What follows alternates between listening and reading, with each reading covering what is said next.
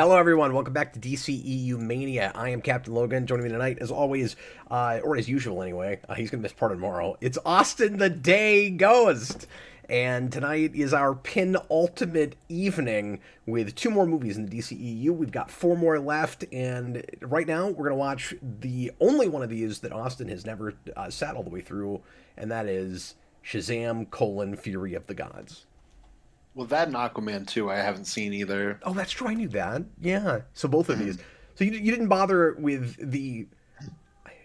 Hold on, I'm hesitating. I was going to say the only sequels they made? Question mark. Besides BVS And Wonder Woman. and Wonder Woman. Yeah, yeah, And then I guess if you count the Suicide Squad, but it's more of a soft reboot. yeah. No, that's true too. Okay. So yeah, there were a fair number for the short amount of time we had. It's funny because we just watched all of these, but like they run together. So just right there in the moment, I was like, oh yeah, I guess Wonder Woman 90. We just did that a couple nights ago, but But I didn't, like, if it were up to me, I would not have seen that, though, to be fair. That was just, my family watched it at Christmas, so I was like, well, I'm not going to be, like, the one a-hole that, like, goes off into a different room. you didn't go out of your way for that.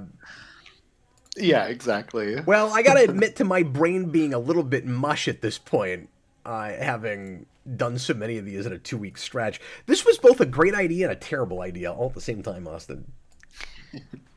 Those are all the ideas I have, so I feel that. It's been a little bit harder here in the back half, I guess. Like, this is a tougher week than the first week, partly because the first week has more movies that I know pretty well to really well, and it's got, in my mind, more of the more interesting movies. And then this week, of course, we got the best of them last night. But besides that, it's basically like 4 double features in a row because we had to do the Snyder Cut, the Snut, on Tuesday. And so we've already had, this will be our third night of like 4+ hours of these movies in a row. That's a lot. Oh, yeah, exactly. But we're having as much fun as we can, and we appreciate you guys popping in and helping us out with it. We've had some really great interactions and really good crowds for the show, and thanks a lot for helping us to justify the madness of this exercise. As always, we're going to read some, if we can remember to do it, unlike with Birds of Prey, we're going to read your responses on Patreon if you left them, and feel free to, anytime during this evening, go in and add one if you're so inclined. We'll refresh and make sure that we can read it. Patreon.com/Geekvolution. Just the $2 tier lets you answer 3 questions and ask us one if you are so inclined. And Austin, this has gone so well, I'm thinking about doing it for other shows. I'm thinking about down the line starting to open this up for other reviews and things, just to have more interaction with Patreon and give them more bang for their buck. I always feel like I'm not doing quite enough for Patreon. I'm always trying to come up with new things, and this has gone really well. So Yeah, that's a good idea. Like, even when we do comics or anything, you can always slap that at the end. Request. Yeah. Yeah. Like, you might only get 1 or 2, but why not? We always have people during those shows that come in and have a lot of opinions. Why not give them give folks the opportunity to put their 2 cents in or tell us something we didn't know? That's part of the reason I think that's a good idea. we do these live in the first place. Yeah, and like you said, it doesn't have to be in the middle of the show. We can tack them on at the end. We've just been doing those at the middle of the show for this because we have the time. And I thought of this because I thought we just might need. Well, first of all, I wanted to make sure that Patreon was getting some stuff during the show, and I felt bad because the requesters aren't getting requests. But also, it pads it out in case we need something to facilitate conversation with. So. Well, I'm going to do a first for this show tonight. Oh. And when we hit play on the movie, I'm going to start with mine because there's a thing with that, and you'll see when we get there. But I feel like it's really important to front load it. You haven't even seen this. Huh? You'll understand when we start. You'll understand. When we get there, you'll get it. Okay. We're going to go ahead and start watching the movie now. Get your DVD or Blu-ray, HBO Max, however you want to watch it. Get it at timestamp 0. I'm watching this on Max again, and this one does not have the Max logo, at least on my end. So you should be able to just start at timestamp 0. This one is 2 hours and 10 minutes, which is kind of surprising, because this is not a real meaty movie, and it's kind of odd that it ends up being an extra 10 minutes. We'll see how padded we feel like it is, but I remember in the theater feeling like it was longer than it needed to be. Well, I want to say this is like around the same length as the first movie. No, it was like about 210. I think you're right. I think the first one was past 2 hours. I don't remember exactly how much. Mm-hmm. But anyway, I don't own a copy of this DVD or otherwise, and I think this is only one of two I don't have. I think I'm missing This and Aquaman. this and Aquaman 2. Oh, this and Blue Beetle probably. No, Blue Beetle I've got. Oh, okay. I was surprised too. I looked at least I think so. I looked at that on the shelf the other day. Now you got. I'm gonna look real quick. You got me second guess myself. It's Mania. Might as well. Hold on. I'm gonna look real quick. Let's look at the B's here. I got Batman, all the Batmans. Yeah, here it is. And I even bought it on Blu-ray. Not even a DVD. It's Bluest Beetle. There he is. I don't know if you guys could hear all that. I kept talking and then I was thinking, wait, I'm nowhere near my microphone.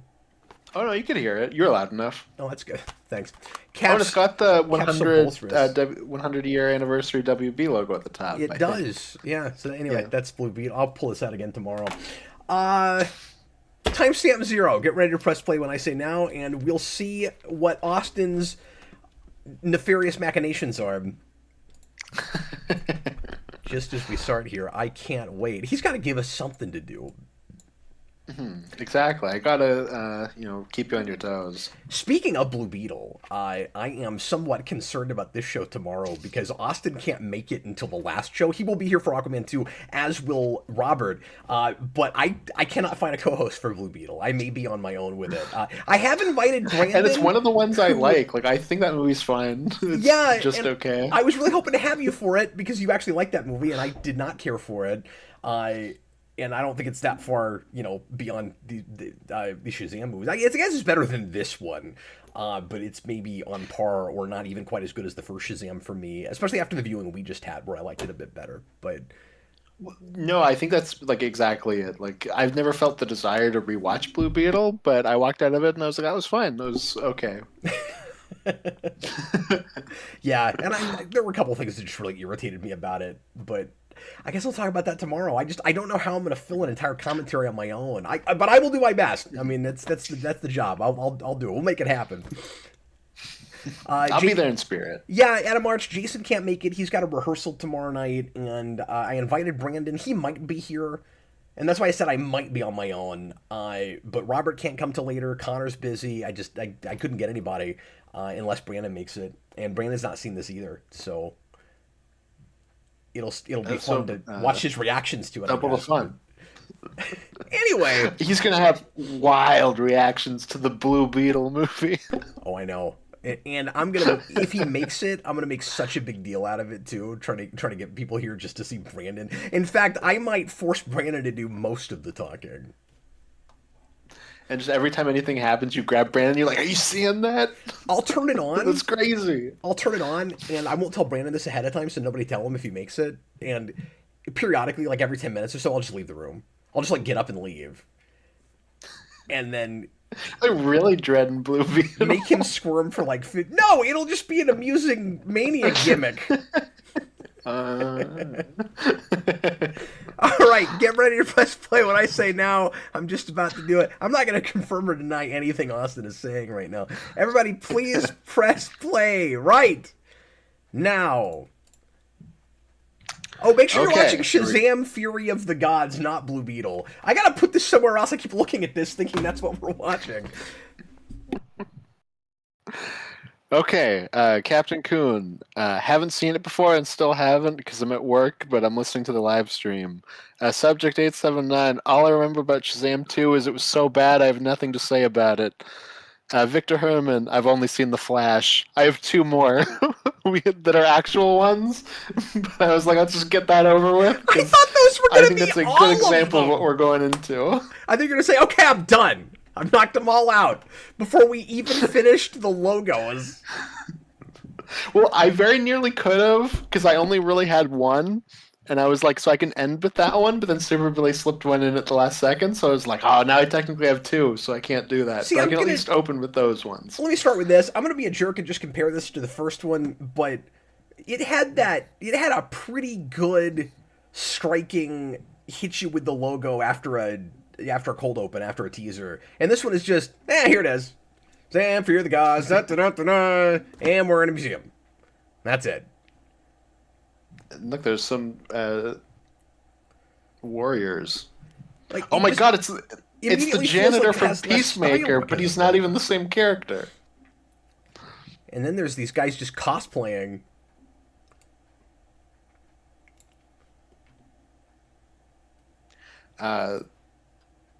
So this guy is in Peacemaker, and I quote him like on a nearly daily basis, and it's such just an offhand quote that nobody gets what I'm quoting. But there's a part where Peacemaker's like F Aquaman, and he goes, "Don't say that. Why say that?" He's And I not say playing the that. same character, is he? No, that's he's not. It's just because in that he's just like a janitor at a hospital, but here he is. He works at this museum, but he's very recognizable. Like the second he showed up, I'm like, oh, it's that guy, and he's in the intro. Like he's in the dance sequence. Oh, really? That's funny. Yeah, Like, I saw that, but I don't remember it. yeah. I think he only really has like 2 scenes in that show. Like it's more of an extended cameo, but no, he's fun.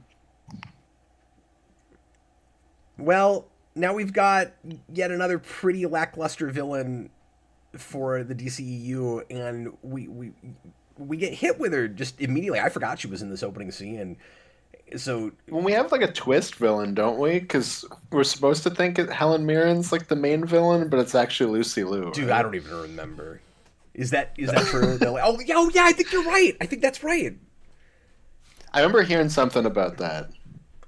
But yeah, you'd think that like hitting us with a villain right away, she'd have a lot of gravitas, and we'd be, real enamored with her or scared of her, and it'd be kind of a General Zod kind of opening, which is probably Well, what it's they also think just they're lame doing. too that we're not using any actual Shazam villains. Yeah, of course. Not that I have a lot of investment in Shazam or Captain Marvel as a property, Oh my really. god, we're in 28 Days Later. But the principle of the thing, yes, you would want to, especially after the last thing we watched was Black Adam. That's the other thing that's so strange about this release, is that it's immediately after Black Adam, and neither of those movies are talking to each other. It's so strange. Yeah. I think they're technically only months apart because I want to say this is like February, March, and that was October. So it's even worse. Yeah. It's not even like one's at the end of a year and one's at the beginning of the next year. Like the last thing you saw a little while ago, if you go to all of these, was that. So awkward. Like counterintuitive has been the kind of my buzzword for this whole series, and that is part of that.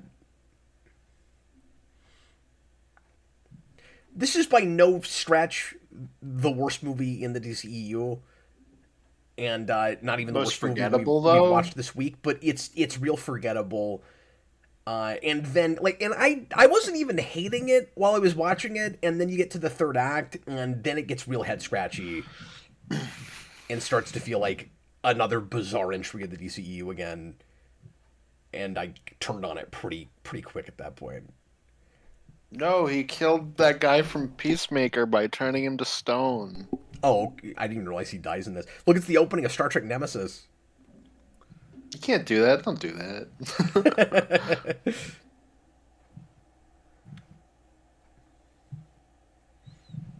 Oh, good one. Good one. Way to pay off that as a one-liner. No, they smashed him too. They had to make sure and smash the statue of the one guy that got to say anything. And the best part is I have this right next to me because I picked this up today. It's like I even also have Peacemaker with me. Good job, Austin. You bought a physical comic. I'm so proud of that's Yeah. but I'm so proud of you. Yeah, no, I ordered that last night after we did the show because I was like, I'm gonna jump on it. You know, I love that his first line is "I'm an idiot." I'm an idiot. I do kind of like that too. Sets the whole thing up. Yeah. So right away, I'll just get this complaint out because the connective tissue from the last commentary to this one with the Shazam movies. We complained a lot through that he just doesn't mature enough in the course of that movie, and or at least by the end, it doesn't feel like he should still be as little kiddish as he still is here. We've either regressed him or we've kind of just stuck him in perpetual adolescence.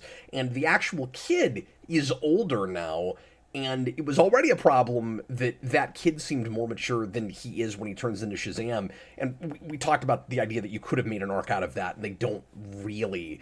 And now it's even weirder because they're still doing the big thing, and you immediately could have made this a more mature, like a little bit of a darker movie, just by letting him be, more of a 16, 17, 18-year-old.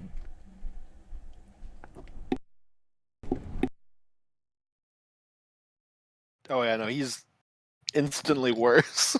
Yeah, like they're just this movie doubling being down on that now. Yeah. No, and this movie being like weirdly late doesn't help either.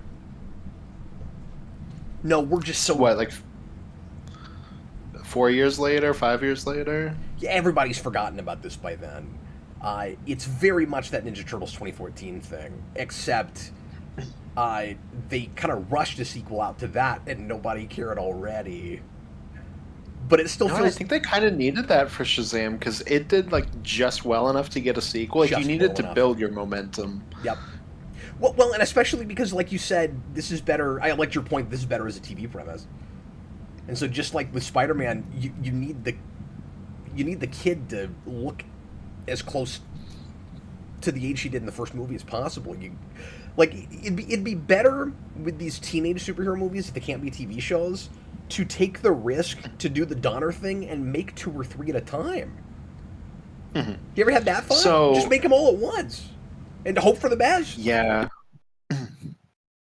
So Shazam's first line is what? You can't that expect that with Shazam. This is like Ant-Man. It's likely no one will care at this point. Mm-hmm. And I mean, at one time, Captain Marvel was, like, decades and decades ago, one of the more popular superheroes. Like, Ant-Man has always been more C-list. Captain Marvel's not that way. He is to the general public now, though. So what was Shazam's first line again? It was like, "I'm really dumb," I'm an or idiot. whatever. Dan says Levi was talking about himself. But then Billy Batson's first line in this movie was, "I suck balls at this." Like they both have weird first lines. Prophetic kinds of lines.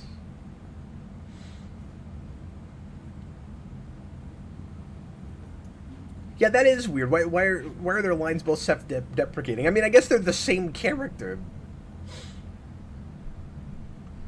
But yeah, look how much older he is. In fact, Freddy doesn't look as much older as Billy Batson does to me. Are you having that? Yeah, I mean, I'm sure he's probably a bit younger, but also, and I feel like he's got like a weirdly like caricaturable look. While the kid who plays Billy Batson's just a guy. Yeah. It's like I wonder if that maybe is part of it too.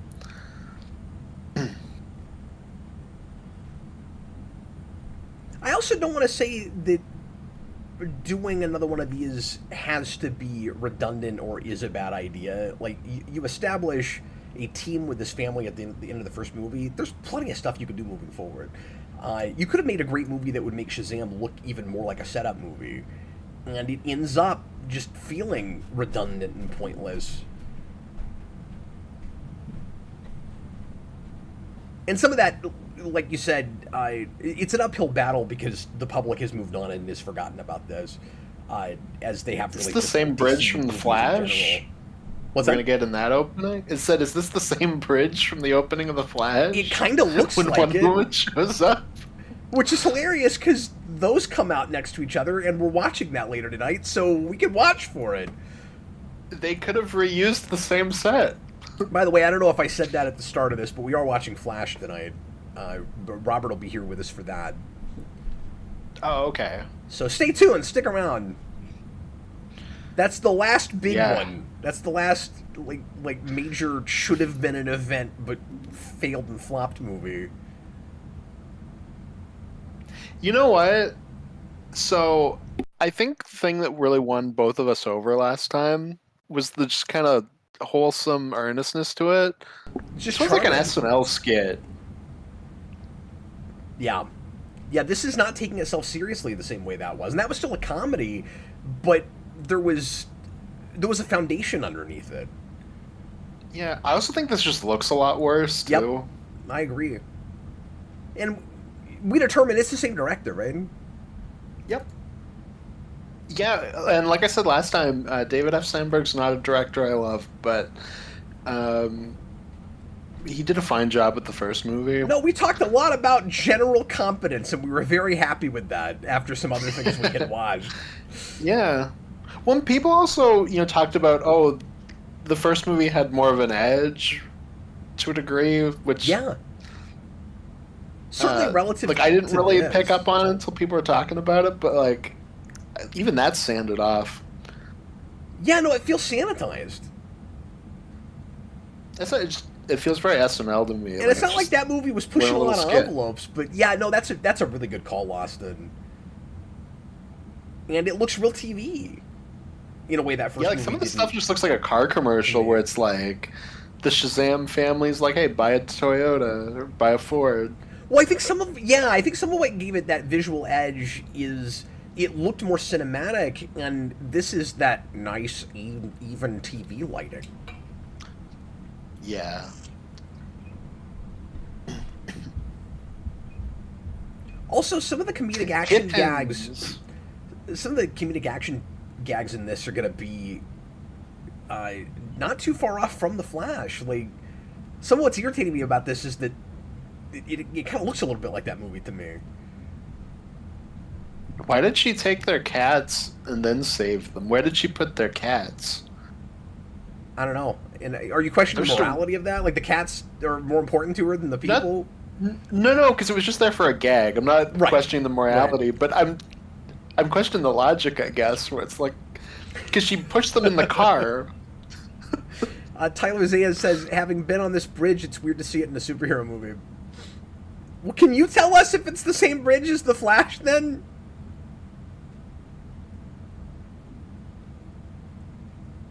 Maybe we're in Gotham. Maybe it is the same bridge.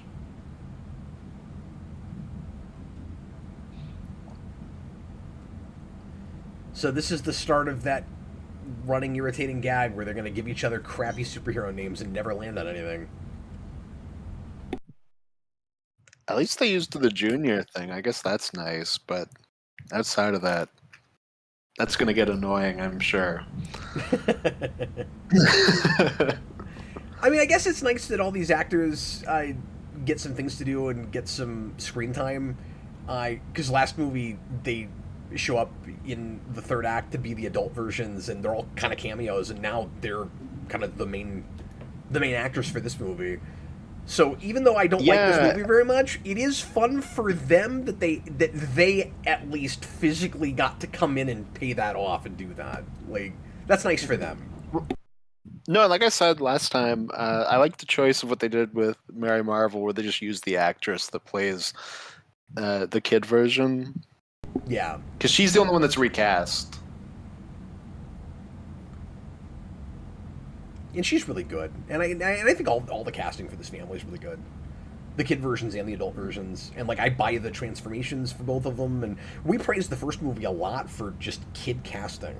Like, the casting director gets a lot of the praise for that movie.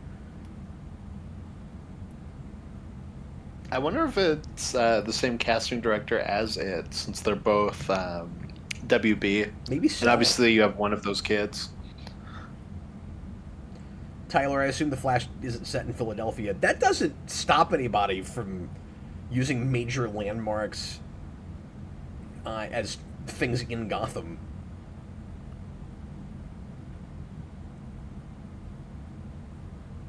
But no, Austin, it's probably not the same bridge. It is shot very similarly, however. Yeah, it was just on a sound stage. They could have used the same set. They were shot around the same time, I'm sure. So look, they've made this set into their Batcave, Austin. They actually just get to go be here and operate out of this and have their own, like, sections of it. Who bought all this stuff? They have a giant TV. I guess Mary's old enough she could have a job. They're definitely stealing all that stuff and just hoping no one will notice and justifying it by all the people they save Austin. That must be what's happening. Oh, of course. They're also doing Fairyland. the in-universe merchandise stuff here, too. Did you see all the plushies? No, I missed it. In front of the TV, they had plushies of all the Marvels. Oh, weird. Was this the same year as... Come on, dude. That was like the most half-assed Ace Ventura I've ever heard. So we talked about the weirdness of the two DC and Marvel, Captain Marvel movies coming out the same year. Did it happen again with this? Was the Marvels the same year as Shazam 2?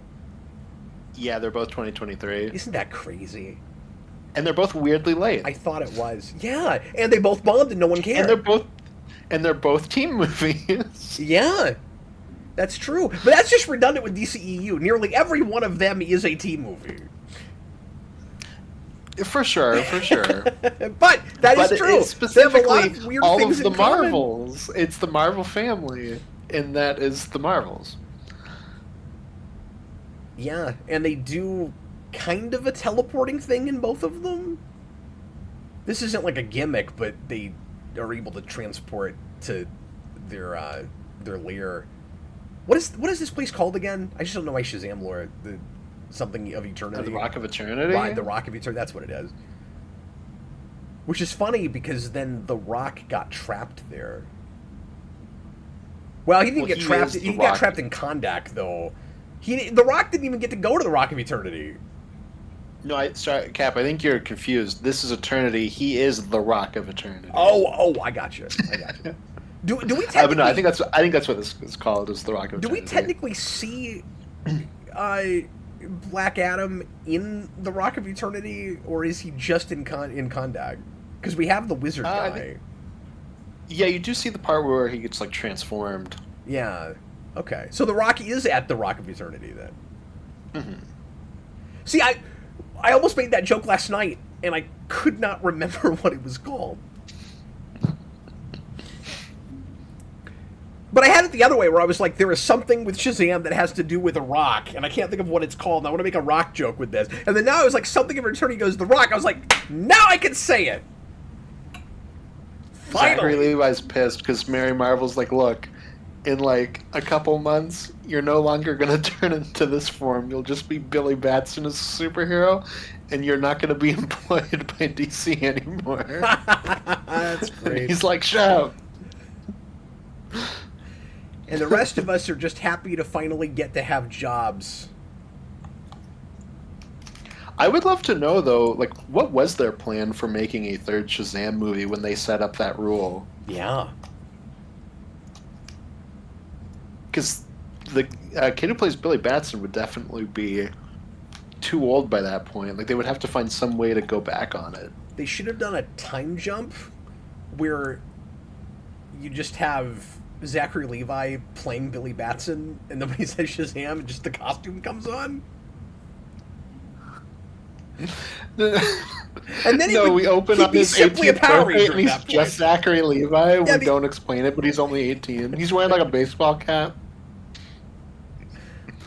Well, what's like, it supposed Billy, to be? you're Like, 18 now. Because again, I don't know enough about this lore. What's it supposed to be in the comics? Like, do you have to be a child to? Because no, I want to say they only added that just because they liked that actress that plays Mary Marvel. So they were like, well, why recast you? Like, recast an older version when you can just play the superhero role. I think that's all it is. Like, they added it here, but I could be wrong.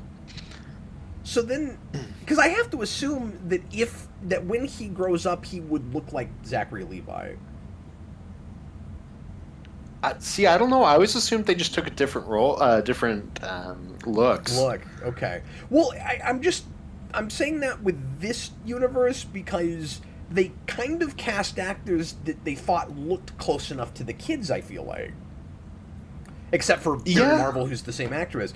But, like, do you think it's that, or do you think it's, like, just kind of fantasy wish fulfillment. Like this is what I imagine myself as, like the perfect specimen of myself if I grew up. Because obviously we're still keeping the same ethnicities and everything because it's kind of a diverse cast. Yeah, and I think it probably also opens up a can of worms they don't want to open Yeah. if they don't have that.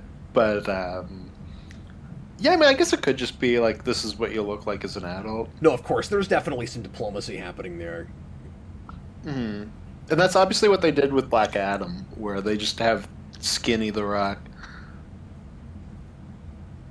Writer says, could have just recast the kid. Crazy idea. Yeah, but I'm just not totally sure that they wouldn't just have, again, Zachary Levi just play both characters. Like, Well, yeah, and if you're gonna do that, you have to do it in this movie. Like, you couldn't do that for a third one. Like, you've already set up that he's about to turn 18. it doesn't happen until he's like 30. They add a new rule where it's like, oh, it's when you actually emotionally mature. Oh, it just never happens then. But Billy Batson is like emotionally mature. Just every time he transforms, he's not. Shazam, and now he's just a recessed child again. He's like 40. He turns into an 8-year-old again. It's a really buff 8-year-old every time.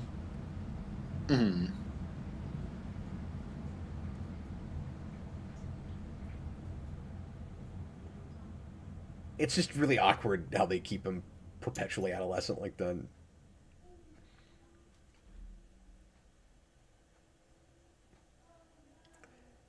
Like, I think you have to move forward and just let the gag be different. You know, just like allow your premise to evolve. There's our girl Snow White. Look at that. It's I'm having the same thing with this that I did with Mira, where it's strange going back to these. Like, now that I know things about these actors, and they've had a lot of controversy, and people don't like them, and they're kind of notorious, and have kind of drummed themselves out of Hollywood. Probably with her, like that was really recent, but I would imagine that's the end of her career. I mean, I think she'll probably still work. I would maybe. I think she's doing like a play right now, Okay. but at the very least we can be happy that it maybe killed live action Disney remakes, but then Probably not. Lilo and Stitch is doing really well, so Is it really? I thought that was bombing. no, that's doing super well. Oh, crazy. Okay. Yeah. I didn't actually look at the numbers. I don't know. I heard a couple of people say it wasn't doing well, so I didn't look at it because I have no dog in that. Hey, it's Batman. What? Oh, was that Diedrich Bader. Ninja Vader? Yeah, I knew he was in this, but I forgot about that. He's also the voice of Peacemaker's pet eagle, so there's just a ton of Peacemaker actors in this. Dan Schneider, $5 super chat to bring it back to Suicide Squad. This could have been avoided if Billy's mom used a condom. If only she met Joker in this world. Oh no!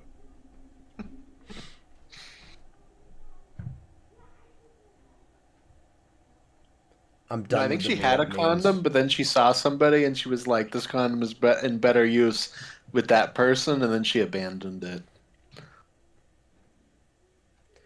I do remember appreciating that this kid got a little bit more to do and kind of gets his own arc. Oh yeah, that's nice. I did know that he had like a romance thing with the Zag here.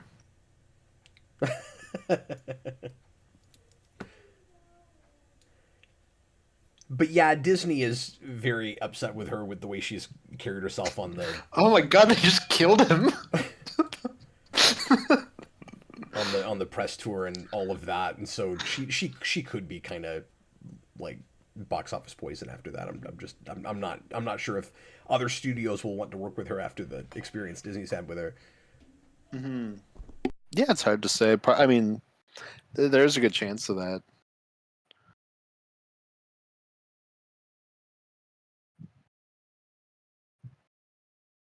This feels very out of place in Oh. this movie so far.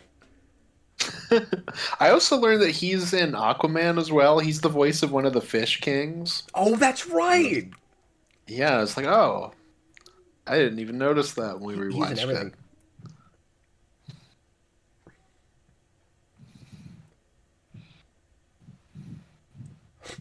They just give us this kind of whiplash of, oh, and now we're watching the wizard pull this thing out of his finger, and then immediately it's whimsical again.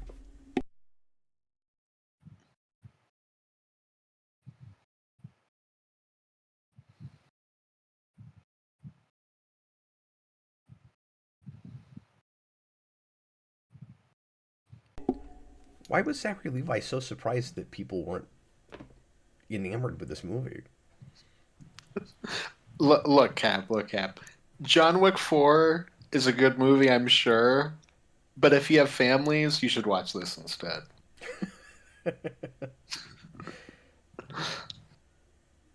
No. Oh my god, is this going to be the part where we You said get Shazam. the wizard's head on her body? I think so. Yeah. And at first in the theater, I was like, "Oh, we're doing more torso cameos."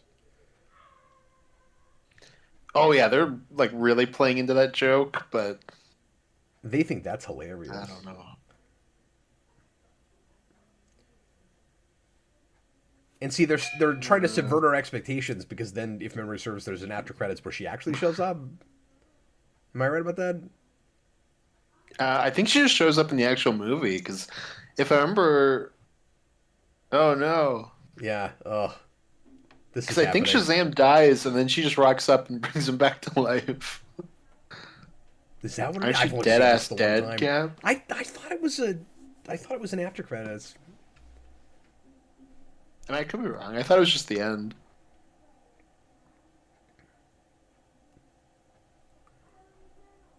Yeah, you know what? Now that I'm thinking about it, I think you're right actually. Why did the And then wizard it's choose to show up like this? really I don't know. And then it's really awkward the way he hits on her.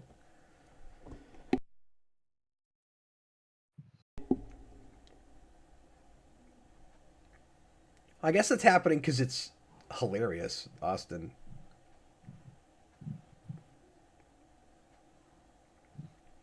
This movie needs an adult.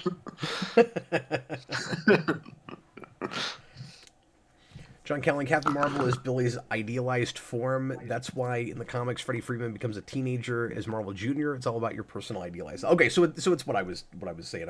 It might be. I just wasn't totally sure.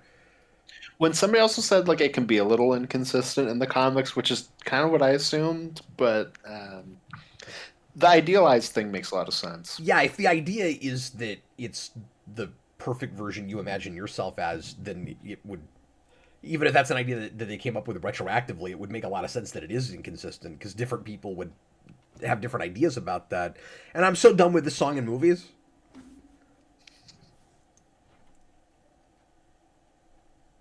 Ever since Star Trek Did we 09, seriously just play it for 3 seconds? yeah, yes, that happened. Why? I like that as an idea if you really. Oh, wait a minute. Are we in Fawcett No, we're City not. now, or is So it just what is. no, so that's what I was about School's to say. called? That's what I was about to say is they made it the name of the school so they could reference it, even though it's in Philadelphia, which is about as CW as it gets. And No kidding. look how clever it is because it's Fawcett City in the comics, and this is a junior high, so it's or it's a high school, so it's Fawcett Central. See, There's Dr. Pepper in the background. And Snapple. But no, I like that as an idea. Like, 'cause I feel like that's something you would do if you were a kid and could like become a superhero like that. Is blast music as you fly around. sure, no, that makes But sense. we did it for 2 seconds. We didn't even get to live in that moment. Yeah, and that's a good point. You could also still have fun with the adolescent stuff, but just grow it up a bit. Like he should be a teenager.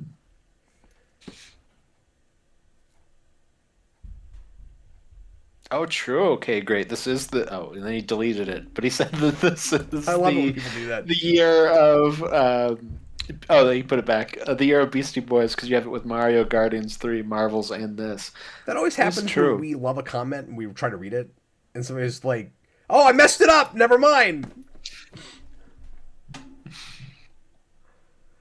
Dagon Spear. So it's not just me, right? It's odd they just reshot parts of the last movie and replace one of the characters with the actress who played her young version. Oh, did that happen?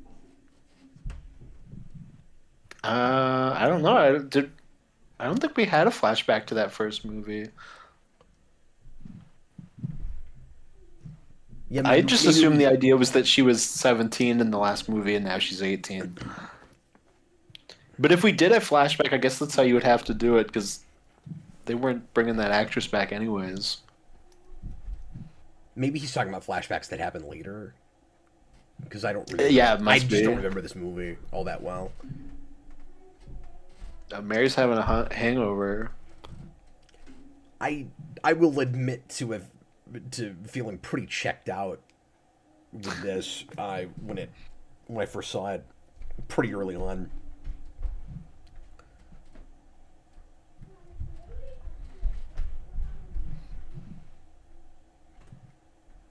And again, a lot of it is just he seems even less mature than he did in the last movie, and that's irritating. No, they turned him up to 11, and he was already turned up too high for me in the first one.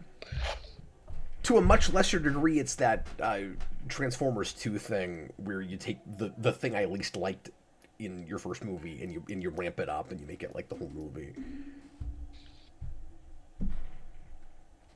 Bob the Hunt, $5 super chat. When are your commentaries of Lord of the Rings? In your Pirates commentaries, you said they were next. Austin is going to make you do it. It's on his list. I mean, I don't remember Uh, promising it as next yeah, I don't at remember any ever saying that. point. I think we always just said we'll do it at some point, maybe. Maybe. People have asked us about it for a long time, and I've always been apprehensive about it because I don't know those movies very well, and I don't have anything to say about them. So I'm not like I've never full on said no, but it would be the kind of thing where I would kind of show up and just facilitate. Be a Mhm. lot of this is a long stretch that's boring to me, but not anybody else, and this is really a really pretty landscape. Like that would be kind of my commentary.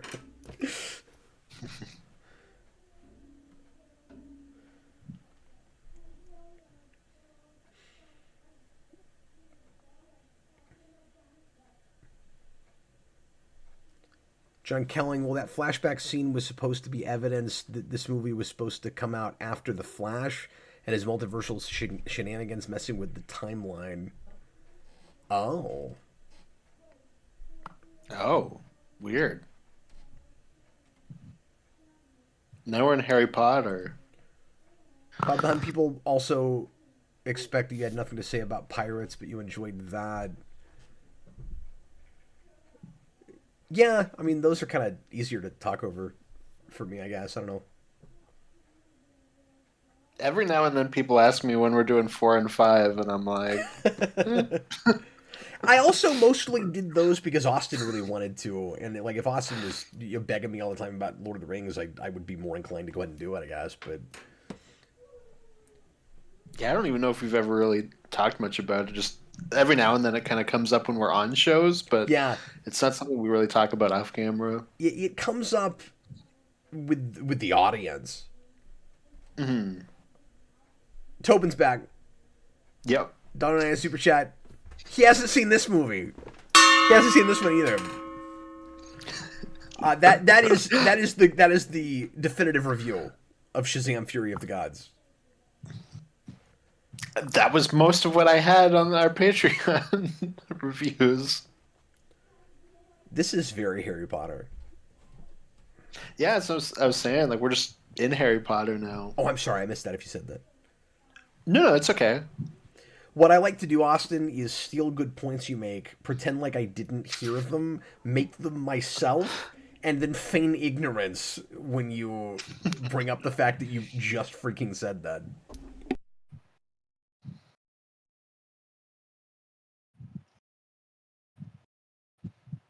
That's my process. I don't like to talk too much about my process, but that's my process. Charger Ed, $5 super chat. Was there any studio interference with this movie? I am aware that the director said he was done with superhero movies shortly before this came out. Yeah, that's true. He acted like he had kind of a miserable time making this, and I don't know the story with that. I don't know what kind of mandates Warner's had, or if they weren't happy with his initial product and they forced reshoots. Because I know there were reshoots with those. Mm-hmm. Yeah, and he just put out a new movie like a month or two ago with the Until Dawn movie, written by my mortal enemy, Gary Dauberman. Oh, who's that? He is the writer that they bring in to do the script for it, and then it was like really watered down compared to what it had been. So then they bring in that director who kind of fixes it again, and then he does it to the new Salem's Lot remake and the Swamp Thing TV show. And I feel like there's something else. There's like a few things that I've seen by him, and I'm like, eh. And I just play up that he's my mortal enemy. Also, I'm not saying this to be mean because of the whole Snow White fiasco. Like, I didn't watch that movie. I have no interest in that.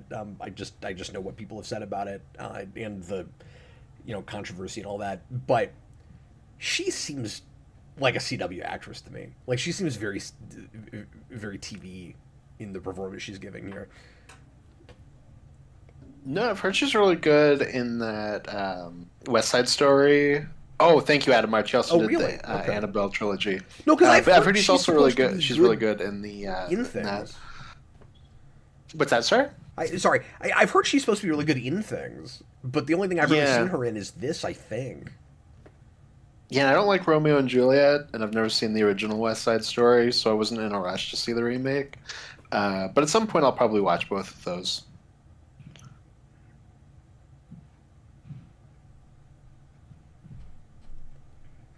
It might have been fun if you did a plot, although you would be risking one of these kids being really annoying, I guess.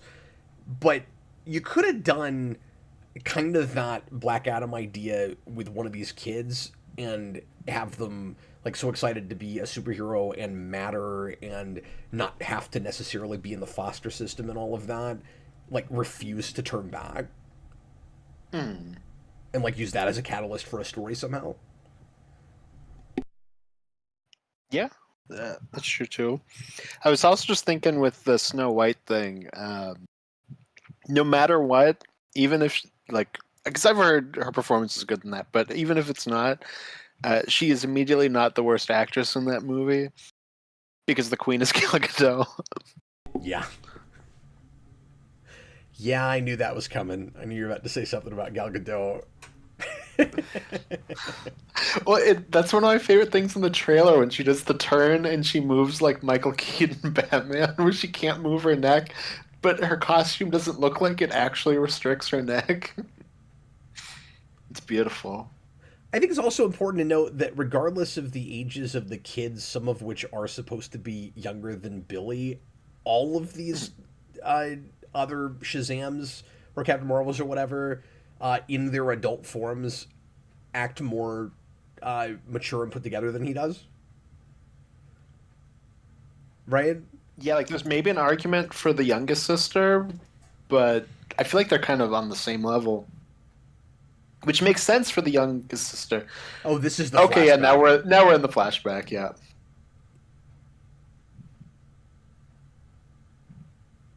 Why have that? Yeah, I don't think that was necessary.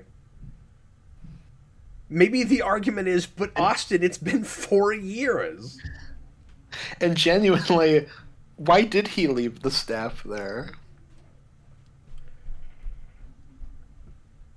What do you think of that, Austin? Whenever we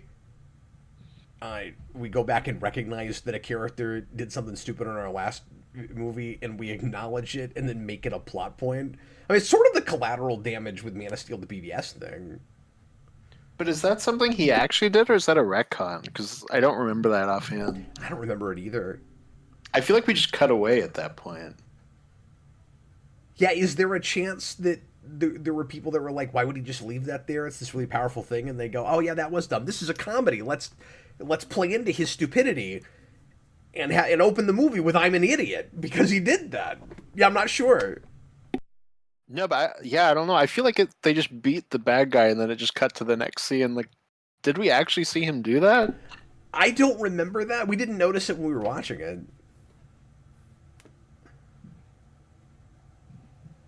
Admittedly, it's easy to miss stuff when you're talking over it, but in reading comments. Yeah, exactly. Like this one. Okay, great. Zachary Levi is really annoying. I hate this movie.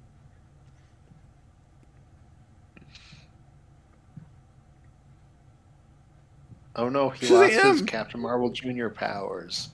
Well, he doesn't Now understand who will Elvis worship? you have to do this. Oh, so you have to do this when you say it. Oh, yeah. Shazam. Shazam! You gotta rock out to hair metal.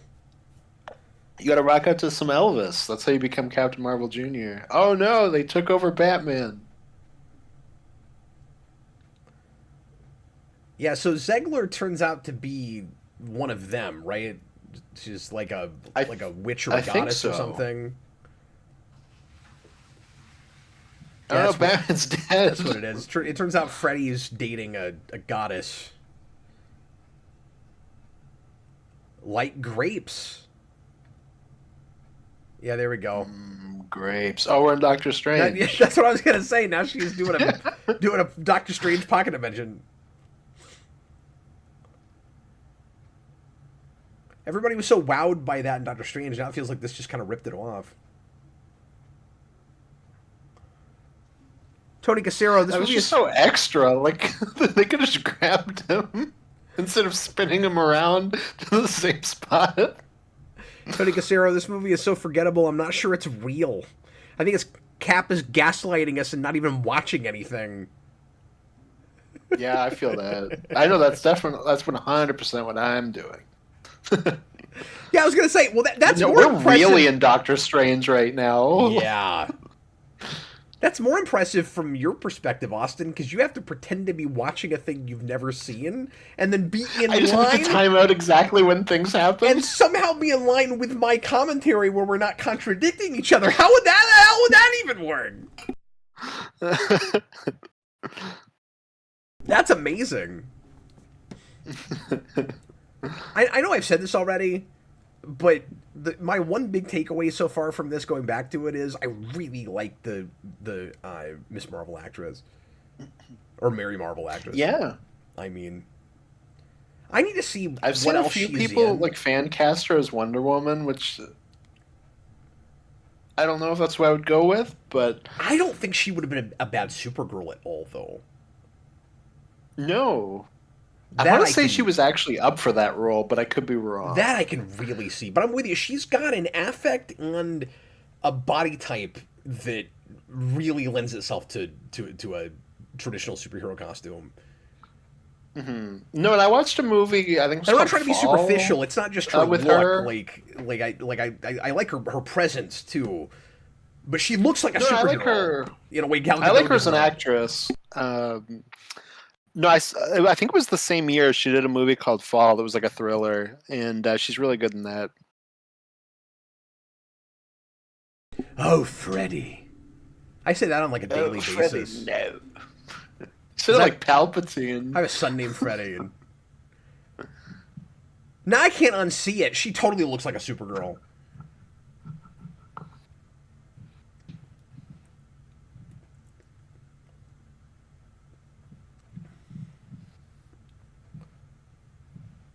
She can be Huntress. I don't know. Ooh, that's not bad either. I'm trying to think of other Yeah. DC female heroes. I kind She's of just want her to still have a cape Mary Marvel. now, but yeah. What's that? I'm only imagining her as characters with capes because I think she looks really good in this costume. But yeah, I think the actress that they went for the new Supergirl movie looks really good for that. Yeah, she weirdly looks like exactly like the art in Woman of Tomorrow. It's crazy. And I know that was like that we want to make this movie. This is the actress we want, and it just worked out that they thought she was good for it. But no, she looks like she'll be really good. I'm excited to see like exactly what her costume is. That's not just a set photo, especially with like the blue logo. Yeah.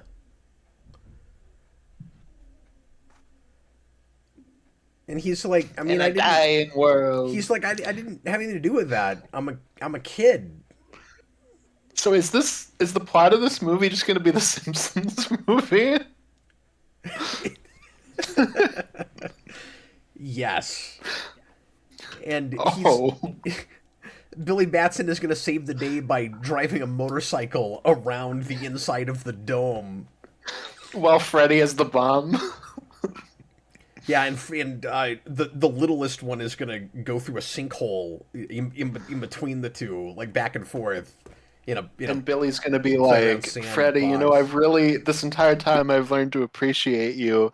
And then Mary Marvel's gonna be at the bottom going, just throw the damn bomb. It goes without saying, but I would much rather be watching then. Oh, 100%. I love the Simpsons movie. And I don't like that they play the wizard so much for comedy. Like, I like that. I guess the other big positive takeaway I'm getting from this is all of the characters that I liked in the first movie get more to do in this. You'd think that'd put it more on par with the first one and I would like it more. But I'm not. And like this Freddy kid continues to be good. Like I'm not disliking his performance at all. He's really earnest. Yeah, well, and like with it, I remember in 2 they make his character a lot more obnoxious, and I just remember being like, oh, he's way more annoying in this one.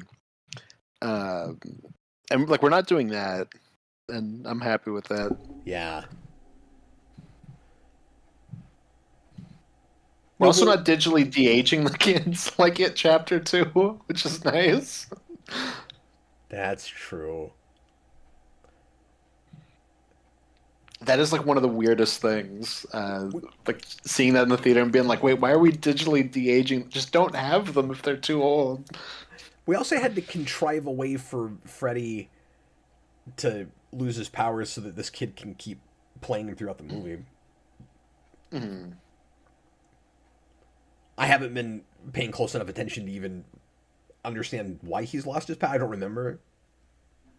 It's because they used the wizard's staff and they hit him with Oh, it. that's what. Okay, that's what it was. Thank you.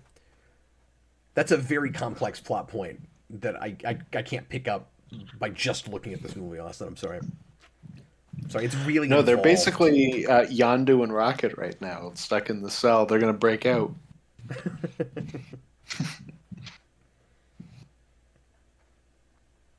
Solomon, you dumb.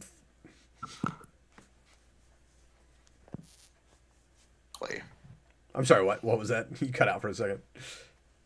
Oh, I just said exactly. You said what she said, and I said what he said. Oh, I'm sorry. That's okay. Now you should say what he said and what she said at the same time.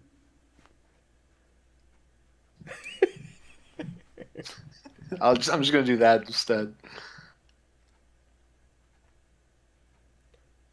Who cares? This Why are we banter talking is. about dodgeball so much? I know. It because this banter is hilarious.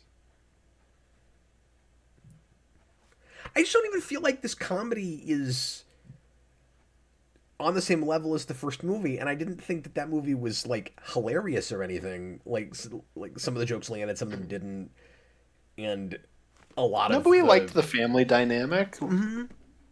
yeah, like the humor that wasn't working didn't hold the entire thing back. Like I was still with it because it was more just one aspect that I wasn't really grabbing onto, which is again, Shazam being so immature. But he's so much worse with this.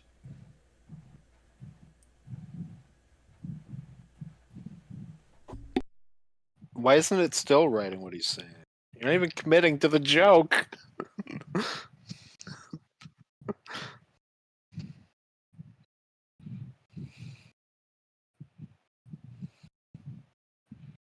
This movie sucks, Cap. Violence is not the answer.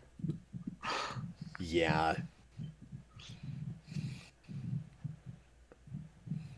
You know what it feels like? Yeah, okay, great. That's a big part of it, is that Billy Batson's barely been in this. Yep. It's all Zachary Levi. Well, it feels like he's older than they want him to be, so they've got to use him as sparingly as possible. Mm-hmm. Which is weird, because then the Freddy kid gets a lot of screen time, but I guess that's not as big of a deal because A, he doesn't look that much older if the filmmakers agree with me, and B, it's not about so much about him being the superhero, so that's not like the whole concept is you have a little kid that turns into this adult, so if he doesn't feel as little, they're probably thinking, he can't get too much screen time, or people are going to be thinking too much about that. And also, we can't keep having Zachary Levi act so much like a stunted little kid if you keep seeing this older version that really isn't acting like that. Like, it's almost like they know that now. Yeah, I feel like we jumped straight to Ant-Man 3, where Ant-Man 3, one of the weird things with that movie, and it was something I was, worried about. I guess you'd say worried. It's not like I was excited for that, but just with the concept they were going for, where they're in the quantum realm, which is they're in like a micro, so they never really shrink. Like, they're just kind of them for most of the movie. Yeah, that's true. We're kind of doing that where it's like we've lost the main gimmick. And only in our second movie. Yeah. So, I mean, we jump straight to Quantumania. This is going to be an odd point, but like I mentioned earlier... This is better than Quantumania, but... It's less annoying than that movie. Well, Quantumania is Marvel's Attack of the Clones. This is probably on par with Ant-Man 2, where it's just really inconsequential in the same way.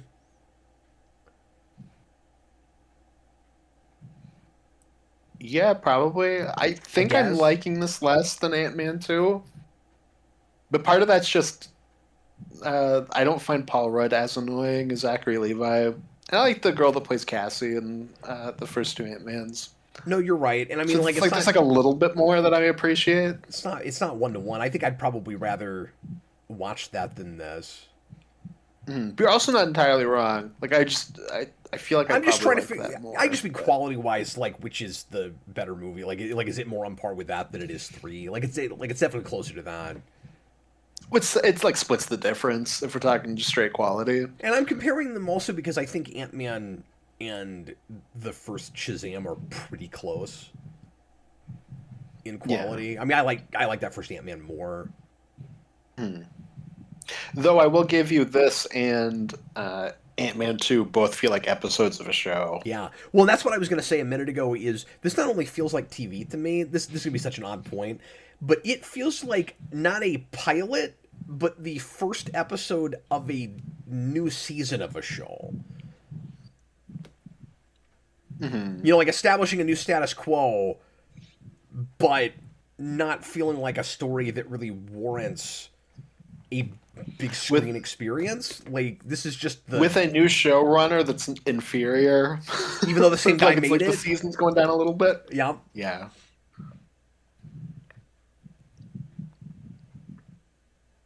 There's a lot of self-deprecation in this movie. Everybody's an idiot or worthless or they suck balls at this. Right. Or they're ahead on Wonder Woman's body.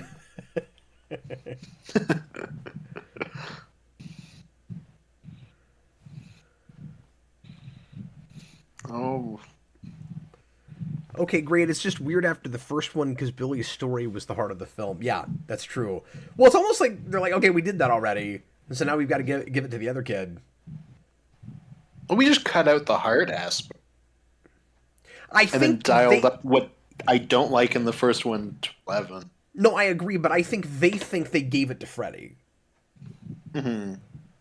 Well, yeah, I think just what hurts about it is that we're still on this like adventure side of it. Like, we're missing the more human aspect of it. But you're probably right. Like, that is probably what they think they're doing. Yeah, they think they've melded the human side with the mythology side by having Freddy get the have a The romantic romance. plot in order to connect those things up, but you end up losing Billy Batson in the process of that, and the story's real cookie cutter and plot driven.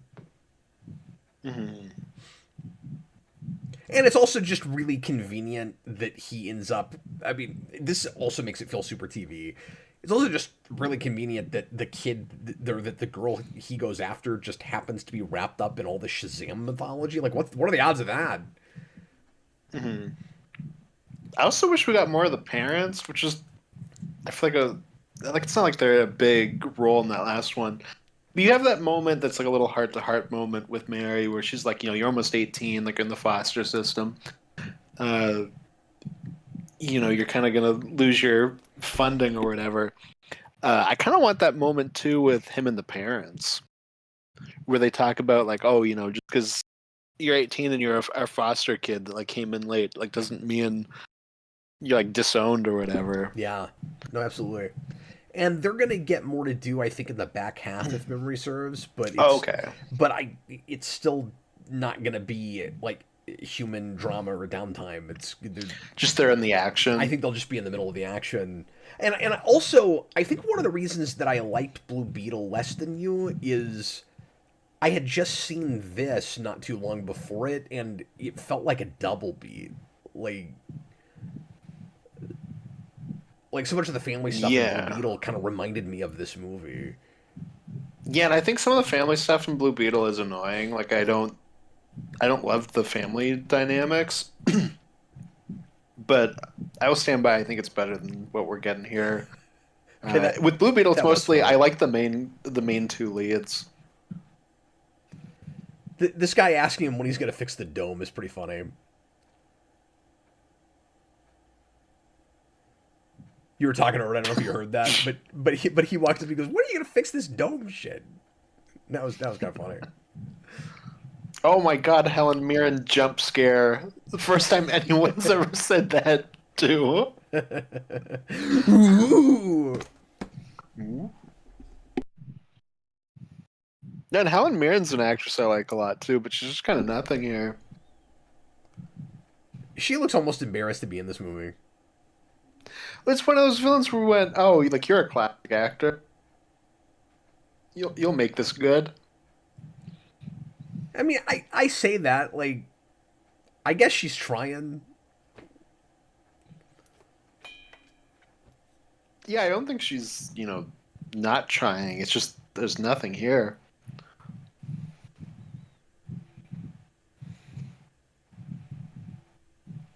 I guess I'm saying she looks embarrassed to be here because there's. I mean, she's got to know she's not looking at a great script here. Maybe I'm projecting a little bit with that, but I'm just imagining what she's feeling being on the set. I don't know. Yeah, well, I feel like she's probably the type of actress that, and this is an assumption, obviously, but like I feel like actors like this kind of have a hard time seeing what is a good and bad superhero project I when they're picking totally it. agree. Yep. So they probably get into this and they're like, "Oh, this is what they're like." Wisdom of Shut up, Zachary Yeah, Levi. it's weird. They're gonna be maybe even less discerning with projects like this than some actors that are fans of this kind of material, because they're like, well, a lot of like great classically trained actors have been in these kinds of movies. Like, I'll do one. That sounds fun. Why not? It's like back in the '60s being a villain in the '60s Batman show. Where like that was a rite of passage. Like everybody wanted to do that, and now it feels like, or at least up to a point, superhero movies as a thing are kind of like that. And it was mostly at Marvel. And I'm not saying that actors like this wouldn't know the difference in studios, but like Warner Brothers is a big studio just like Disney, and you're probably thinking it's not a Marvel film, but it's probably going to be like one of those. Like, it can't hurt my career to do that. Hmm. And it's at least not the same thing as Sony trying to dupe you into thinking you're making an MCU movie. Like, this is at least actually mainstream DC, such as it was at that point.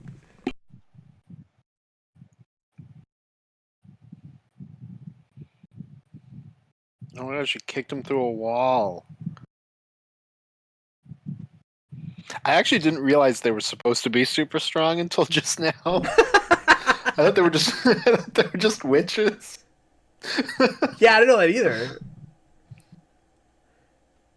Is that Richard Lester thing where they just added it now because we? Oh my god, we he need it just for that killed Helen scene? Mirren. Yeah, they just haven't had a chance to use that super strength yet, I guess. But everything they've been doing so far is magic, so I just assumed. But I guess at the same time, like the Daughters of Atlas makes sense. Like I'm not complaining that they have super strength. It's odd they haven't used it in an hour, unless I missed something. Yeah, it's more so just like, oh yeah, I guess they're super strong. Is anybody with this set expecting the Vulture to show up? Yeah. He's gonna be like, I don't know why I'm here. Something to do with Spider-Man. Until now, I'm gonna fight you, Shazam. Oh my god, okay, great. That's a great point. He's seen all the Fast and the Furious, but Helen Mirren is in those? This is breaking my brain. I mean, Nick Fury did say to Peter Parker, "You don't. What is it? You don't. You wouldn't understand a reference that's not Star Wars." That's true.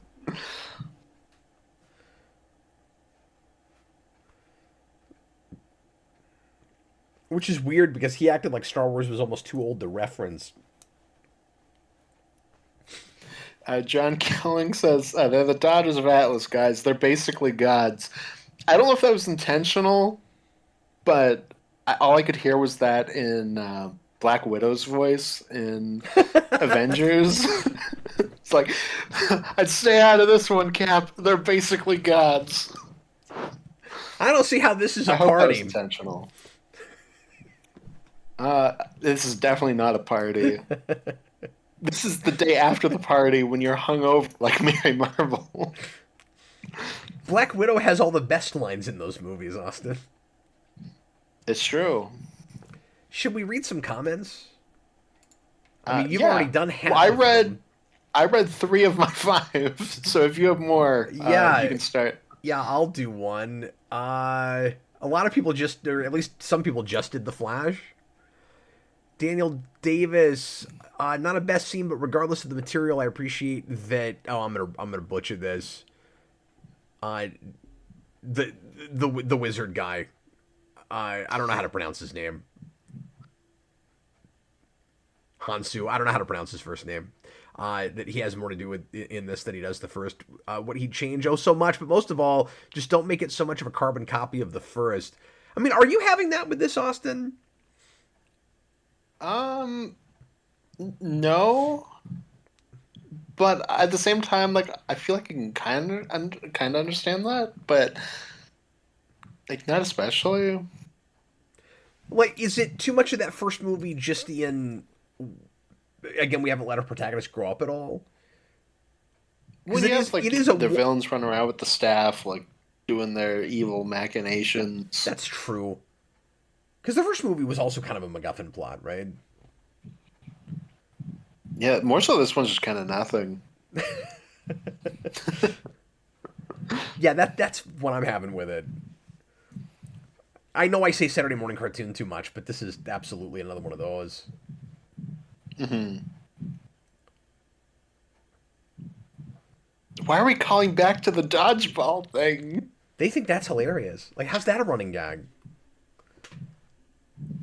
You know, I wonder if this is not another one of those movies, Austin, where there's too much improvisation on set. Oh, I'm sure there was a lot of that. Because that sounds a lot like that kind of thing. Was like somebody said dodgeball, and we just kept riffing on dodgeball. That was really funny. And then they get into this scene. Let's say dodgeball again. Like, I wonder if it's like, and then the city of brotherly love is getting pretty moist. That is an improv line. You know how we were saying? Oh my god! You know how we're saying that Black Adam was a Super Friends episode? Was it Black Adam we said was Super Friends? What was it? No. One of these we kept, or was, oh no, it was just the Snyder Cut. Oh yes. We just did the Asgard thing from Ragnarok. I don't know if you heard that. Yeah, I Where did. yeah, dear Aslatlas. It's not even clever. Stop. It's just stupid.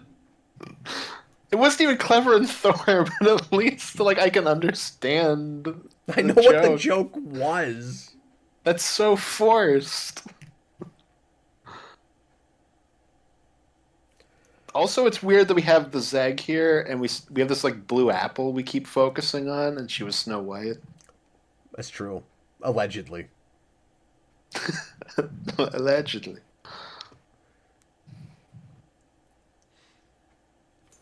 Okay, I'll read some more of these.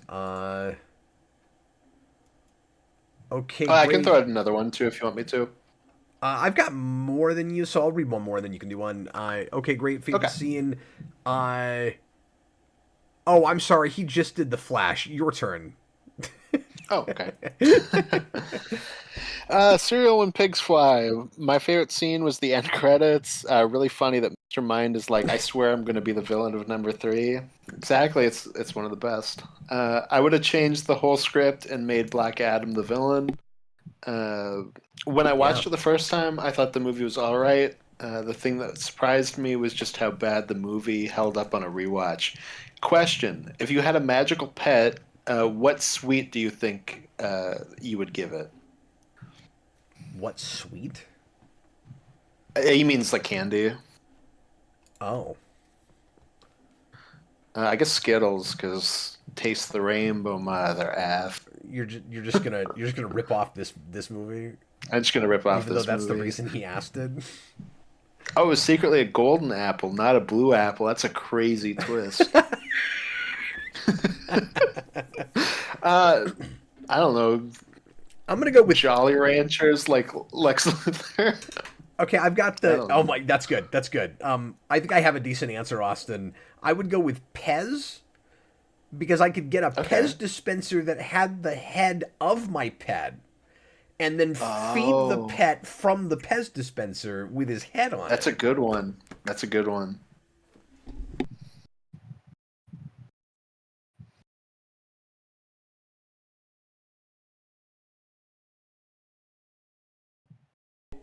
I feel like even the quality of our comedy tonight is outpacing this by about 3 times, Austin.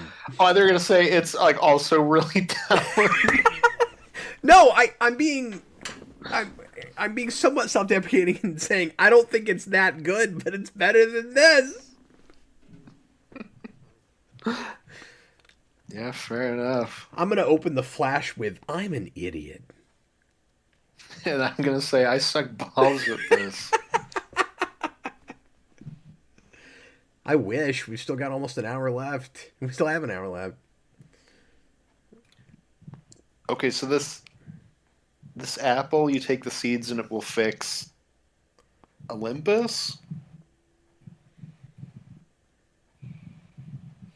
There's a lot of Greek mythology in the DCEU, and none of it is especially compelling. I'm sorry to say.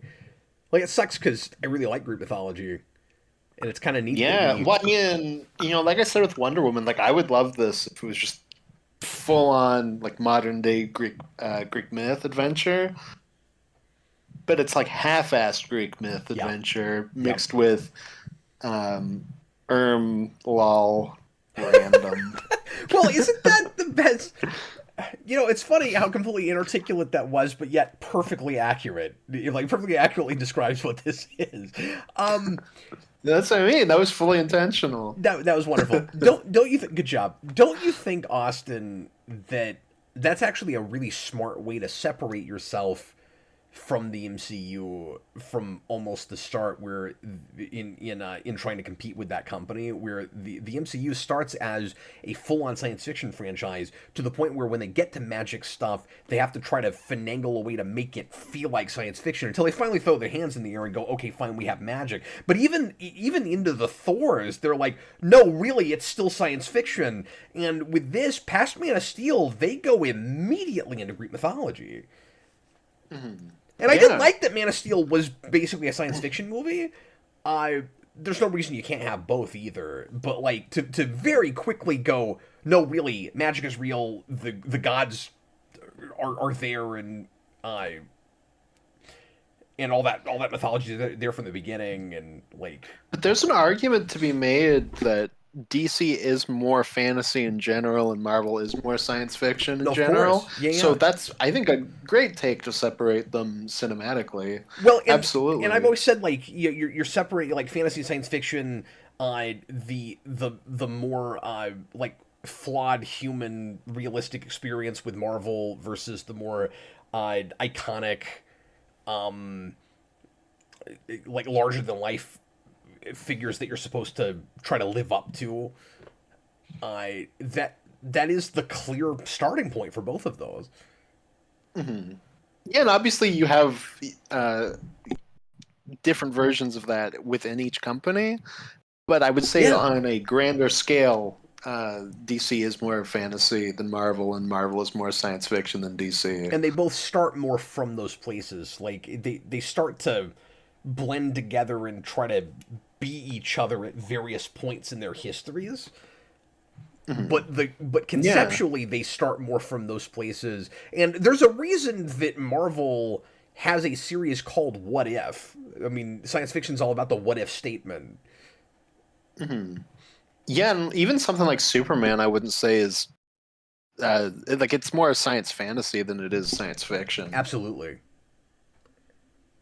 And you can make it more science fiction, but I do think But at that's its the starting inception, it's place. much more of a science fantasy idea. I totally Yeah, agree it's with just yeah, exactly. Because if it was more science fiction, you would have more explanation than just oh, the sun in this world gives him power. that. Yep. And you can again make more of a sci-fi take on that. But like that is more just the starting place. You can work your way backwards and come up with a cool science fiction explanation for it, but you're absolutely right. Like the sun gives him powers sounds much more like a Star Wars idea than a Star Trek idea. Yeah, exactly. And in Star Wars, that's all the explanation you would need. In exactly the Billy, same way just as say Shazam and then you'll become Billy, and then you can show this instead of just screaming, "Look at me, it's Billy." You literally have a power where you can go back and forth.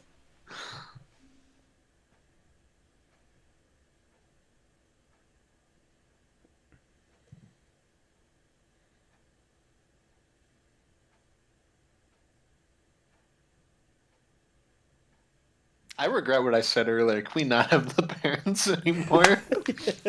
yeah, when you said that, I cringed a little bit. I was like, "Ah, you haven't seen it. You haven't seen it yet." No, I was just thinking about like some of the stuff they're talking about with like the whole when you turn 18 thing. I would like to see Yeah. that side of it, but When we were talking about, I'll finish this thought real quick. The science fantasy versus science fiction thing. It's and how like the sun gives him powers. The only explanation you would need in Star Wars. It's the difference between light speed and warp drive, where warp is a Yeah. theoretical thing based on real science. Where if you could warp space, you'd be able to. You'd be able to traverse the speed of light, but you can't actually move at the speed of light. And so light speed, that's the only explanation you need in Star Wars, but light speed is impossible. That can't actually be done. yeah, well, even something like Green Lantern, I would say, works under that, where it's just you have your space opera thing, but it's like here's this basically magical ring. Yeah. Because, like, powered by emotions is a science fantasy idea before. That's not based on any real science.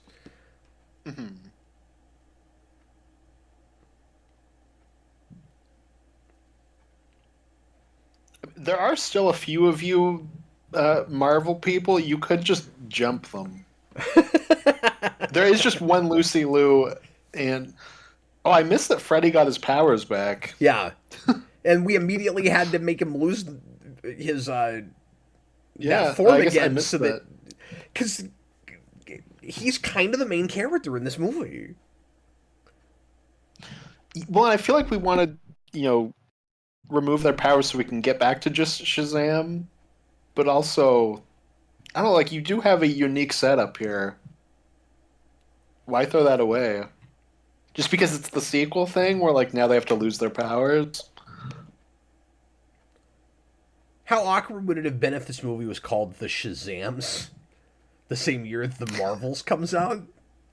That'd be wonderful. I wish it was called that. Oh my god, what am I gonna do? Well, you can fly. I don't know. Go catch her. I don't know what to tell you. Go catch her, you idiot. You are an Shazam, idiot. you weren't even watching? Everyone else was watching. He had his back turned to this. And then it took him that long to decide what to do. I was like, oh my god. Why did we take our time with that? He was like, do I let my sister die? Possibly. Wow, Okay, what a sadistic fine. choice. Exactly. Save your beloved sister or the golden apple. You decide, Shazam. Well, like, that apple can't survive a fall? No. Oh, alright. Am I missing something Well, here? if you threw an apple off a building, it would die.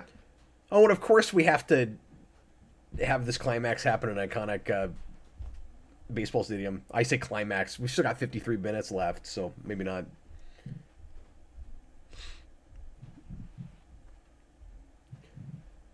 But, like, we're in Philadelphia, so it's, I guess, inevitable we would wind up here. Well, trivia question for you, Cap, Oh, because no. you did this to me the other day. Oh, God. There are three big superhero films that I can think of off the top of my head. There could be more, but at least three Yeah. with a big fight in a baseball diamond. Can you think of at least one other one? Now, are you sure? Not one of them technically isn't a fight, but like there is a big moment with a baseball. Are you sure they're all baseball diamonds, or are some of them football fields? You're positive we're talking about baseball diamonds? I'm positive. Okay, because one of them... Am I going to be wrong? One of them is the climax of Days of Future Past. Yes, which is a baseball diamond. That's the first one that came to mind. But you're saying you think there's at least two more. Yes. And are they all at the end of the movie? No, but we technically don't know where the other one is yet. What? I don't even... Okay, that's It's cryptic. Superman. Oh, I see. Well, I'm never going to do that with movies that haven't come out yet. It comes out in like a week. Well, I know, but I haven't seen it yet. I just wouldn't have thought to even... I don't know. Yeah. Wouldn't have thought about Well, that. no, they landed here, and then I was thinking of Superman, and then I was like, oh, I guess there's also a baseball diamond. Like, in Days of yes, Future now Past. that you My mention trivia that- question sucked. Okay, I'm sorry. Yeah, no, that's all right. But like now that you mention it, yes, I remember that from the trailer. But like, I'm not gonna think about upcoming superhero movies when I'm trying to think of scenes. I'm sorry. I ruined it. Okay. What's the other one? Huh? What's the other one? Days of Future Past, I thought you said 3. including this. Oh, including this. Okay, I'm sorry. I thought you meant 3 other ones. Oh no, just 3 in general. I gotcha. Okay. And then, of course, there's at least 2 football fields, and they both with Dark Knight Rises and the Snyder Cut, the Snod, and that's weird. Yeah. Because they're also both in their respective universes the same football field, I guess. Yeah. Because they're both Gotham. Although one of them is college football, and the other is Is that one professional? Yeah. Are we sure? I wasn't sure if that was college I or guess- professional. Actually, I guess that's just an assumption. I don't know that for sure with the Rises, but I always assumed that was professional. You have the mayor there and like a booth at the top. That's true. I It assumed probably that was is professional then. Mm-hmm. Yeah, because there is the Gotham Knights, and it's something else in the comics. I always thought it was weird they changed it, because it's like, why would you name it that unless it was named after Batman? That is the same movie that does John Daggett, though. It's just weirdly arbitrary names. Wow, that monster just killed not John Bernthal. Did you see that? See, and having some of these mythological monsters should be really cool, but they also just look kind of dull. Well, the CG This should be a really cool hasn't improved since the first movie, and we're trying to be more ambitious and do a lot more of it. And it's also broad daylight. Like the night setting in the last movie made up for some of that. And now we're in Well, I broad think, daylight like, with a lot more creatures. Because I said even with that, it looked too much like Goosebumps. And you've still got that here, but it's broad daylight. and I think with both of them, they're too muted. They just have like a dull look to them. Oh, you mean like the creatures themselves? Yeah, I agree. Yeah, just the designs.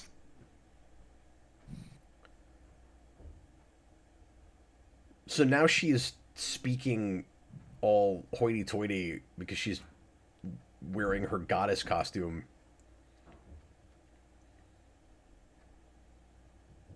So there's probably an explanation, but why was she like a high school student before? I Is she don't. just there to trick him into being caught? I guess that's what it I is. think 'Cause that's she all was it there was. when he was caught. Yeah, it's just a easy manipulation plot. Okay, yeah. So I I'm just being think. dumb. I'm sorry. We've watched too many of these movies back to back. It's frying my brain. Yeah, it's really fried my brain at this point. Forgive us if we miss stuff, because I don't know this movie very well. Well, I mean, like we said at the beginning, I've never seen this. But aren't you excited to do full-on story and character analysis on it, Austin? Yeah. Wingding asks you if you think the Billy actor could play Nightwing. He says he sees that fan cast a lot. Oh, interesting. I would have never thought of that. I honestly, I'd have to see what he looks like right now. You know, because it's been a couple more years, and he's getting older, and Yeah, it's kind of what I have. I'm not against it off the top of my head, though. no, I And they're like different the, roles. Like he'd be a lot more fun. I don't know what. I'd like to see the Freddy actor come back for something because I think he's dynamite. Sure. He can come back as He would have been Tim Drake. sure. Why not? They're just both Robins. He would have been a good Jimmy Olsen pick. Oh yeah, I can see that.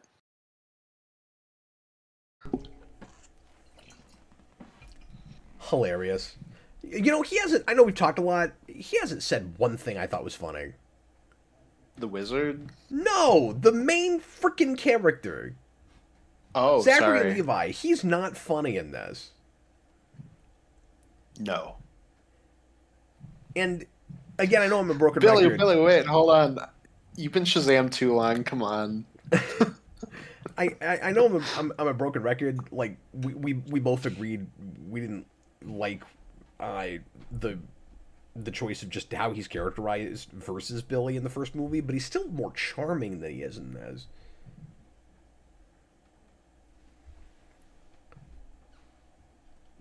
Like there were bits that we kind of chuckled at with him in the first movie. With this, he just keeps. See, this is talking. exactly what I was asking for, though. This scene's immediately more charming when they're having like another moment between Billy and the mom. This is why I was saying, can we not have the parents come back? Yeah. They finally do it, and it's way too late. Yeah.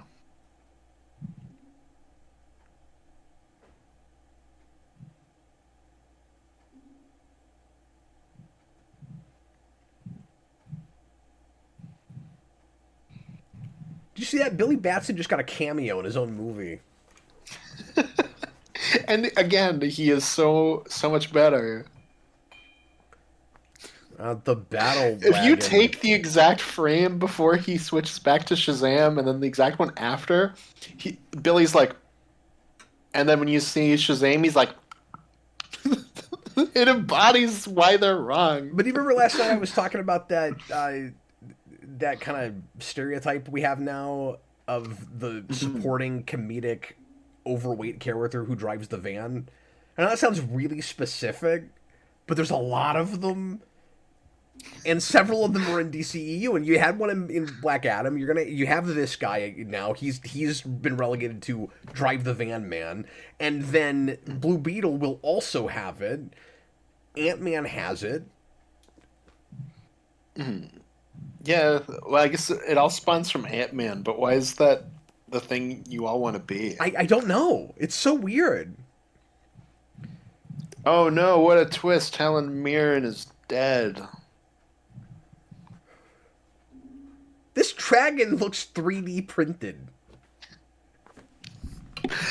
The Zeg did have a really good point, though. This is what you complained about in Man of Steel, but like to 11, where that golden apple allowed them to rebuild their world, and instead they planted it here because they're evil, I guess.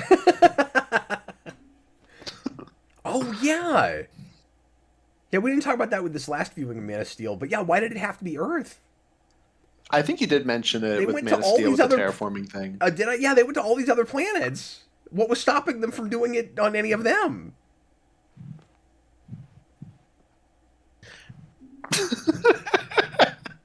That face she made when she got hit was really amusing.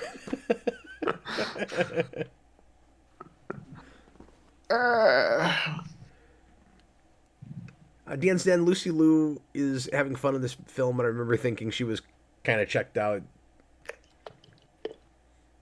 Yeah, I also kind of thought that.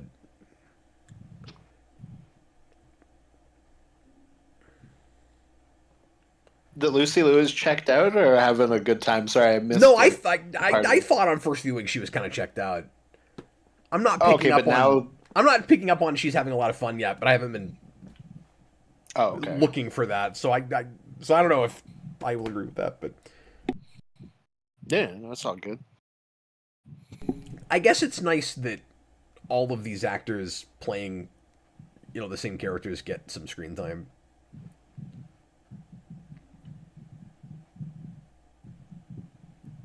Except, unfortunately, we're doing this stupid unicorn thing. Why don't you love cool unicorns? It's so heckin' random, lol, Yeah. Yeah, it feels meme chasing. Well, that's the Skittle thing, absolutely. Isn't it?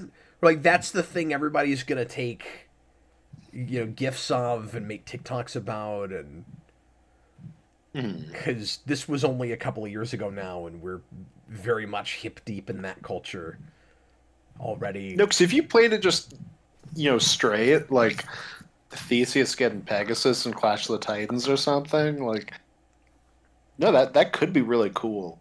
Well, and the idea of unicorns in this universe being actually really dangerous and not cute at all is potentially a fun idea. Mm-hmm.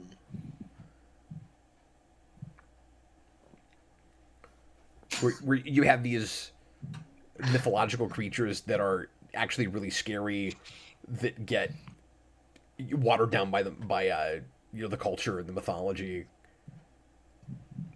When we cut back to Lucy Liu on her dragon, every now and then I have this with movies where it's like I'm out of the world for a minute and I can only see Lucy Liu sitting on like a green saddle. Sure. While they rock her back and forth.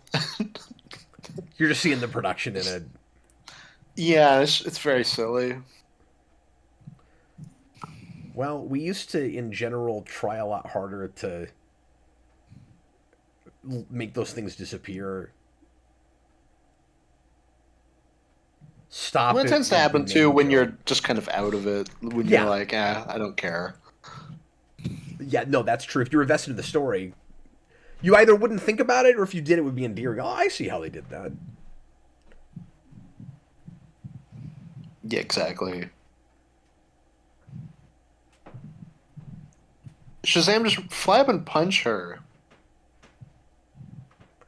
He just keeps talking. You think I won't destroy you? Muhaha. It feels like with the first movie, Zachary Levi is really excited to finally get to be a superhero and have a major franchise starter. Is hoping that it might do well enough to do a sequel, but hasn't gotten too big for his britches yet. He's like, who knows if this will work? I'm just gonna make a good product. And with this, it's like he's already too wrapped up in the fame of it. Hmm. Yeah, I can see that. Not that he wasn't already, kind of famous. He had his own TV show. But like, there's an element where he's no longer one of the background guys in Thor anymore. Like now he is Thor, basically. Yeah.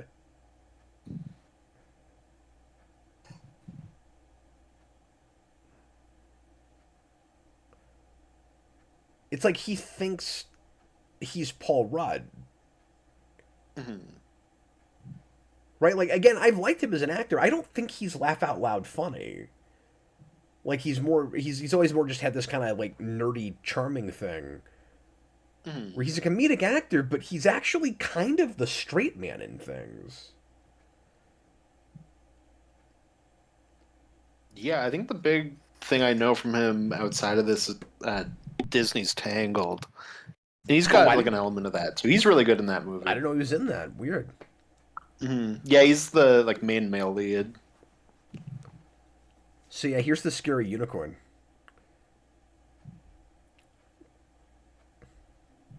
It would be cool if we did something with this idea, because there's not really any commentary here, about how we water down mythology. It's just here, and it might be cool if we did something with the Shazam mythology with this, where maybe there's like, maybe it's somewhat obscure and people don't know about it real well, but there's like a, I don't know, contingency of people that are aware of the idea of Shazam, but they think that it's just written down mythology and that it turns out to be real, and people think it's a completely different thing than it actually is, like we do with vampires and stuff. That's cringy. Yeah, for sure. Would an animal like smell Skittles and be like, "That's food. I'm gonna eat that"? Skittles don't even really have a smell. Well, like an ancient creature like this would just smell like gross chemical. I would think. Yeah. No, that's a I've good never call. tried to give an animal like Skittles, so I don't know. Like I could Yeah. be entirely wrong. No, this was baffling in the theater, and when I've told this story before, but when the unicorn comes up and she pulls out the Skittles, I look over at Jason. He saw this with me, and I whispered, "Taste the rainbow," and then 10 seconds later she said it, and I just facepalmed, dude. Just couldn't even believe it. We're gonna need a bigger pack of Skittles. And then it's gonna get worse. Well, because don't they just straight up do the taste the rainbow Yes. mother effer thing later? Yeah. Well, they're gonna keep I thought going so. with it, and they're gonna have like they're gonna do the Skittles rainbow thing like all across the screen. Oh no! Yeah, and they're gonna do it in slow mo. If memory serves, they do a big explosion of it in slow motion. But saying "taste the rainbow mother effer" is such a nostalgia critic joke. That's true. I can't believe they put it in a big movie like this. I hope I'm remembering this wrong, but I'm pretty sure that happens. Oh, Yeah, that happened. yeah. I guess it's funny because they got the youngest kid to say it. Also, none of these people look like they're actually on these horses. They're on a green saddle going. They're still doing that.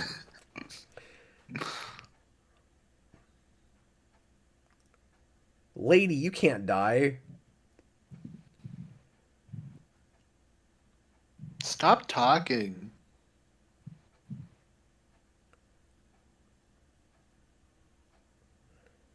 It's not working because you're playing a complete, like, even more of a different character than before. Tyler Zayas, I'm so checked out of this. Yeah, me too.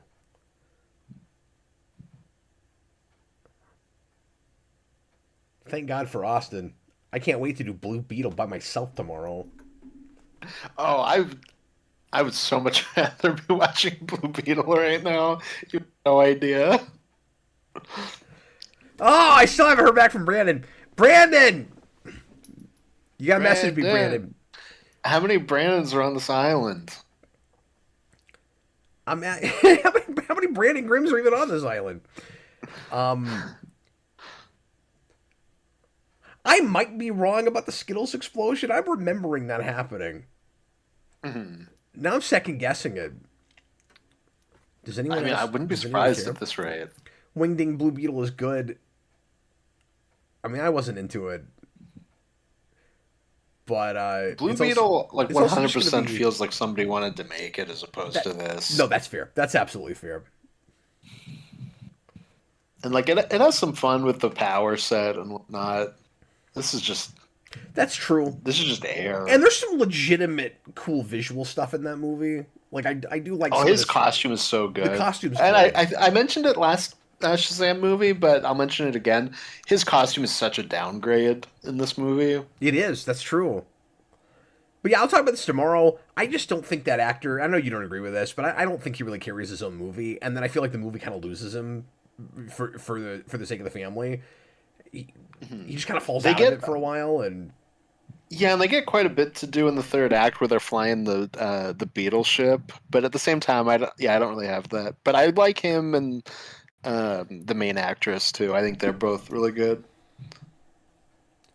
I think and he the rest was of the fine in a family supporting role. about, like I've seen him in Cobra Kai, and he's fine in that. But I was not buying him like carrying a film. John Kellings, super chat. I gave a squirrel a Skittle once it exploded. That's heckin' random, Wall. That sounds made up to me. No, that's true. And that's true. It is true. Yeah, I believe that. Is that what you'd rather be watching right now? Is just videos of squirrels exploding? Oh my god, I would much rather watch that over like most movies. That sounds awesome. Hey Austin, can I ask you a question? Uh-oh. Yeah. How the hell is there half an hour left of this movie? Don't say that. Why say that? There's half an hour left. There's half an hour left. Can we get another line reading there from Lucy Liu? Calvin! Kill the heroes! Why isn't it just killing them? Well, that's what killing them means. We can't kill them. So, you mentioned earlier that the runtime is about the same as the first movie, but, like, this feels so much longer. Yeah. Like, a lot of the extra runtime just feels like Zachary Levi rambling. I feel like, and this is an issue I have with Man of Steel too, but I feel like this movie doesn't have a second act. Yeah. We had nothing but setup for a while. And then it's just action. And then just straight into action. Yeah. Well, and remember I said we can't be in the climax when we went into, was it the baseball field or even before that? There was a place where I'm like, surely we're not in the climax yet. We've still got so much movie left. But we've kind of just jumped from set piece to set piece. So, like, you're absolutely right. It seems like the last half of the movie is climax. I feel like the second act was just that scene where they put Helen Mirren in the jail cell for one scene. Yeah, you're right. The jail cell. That was so your our second act was 5 minutes long. No, you're right. Like that stuff with Freddy and the wizard in the prison. Part of all of that. That's technically your second act. That's your second act. On the other side of it, they're still setting up things. Like, it just feels like it's still part of the first act.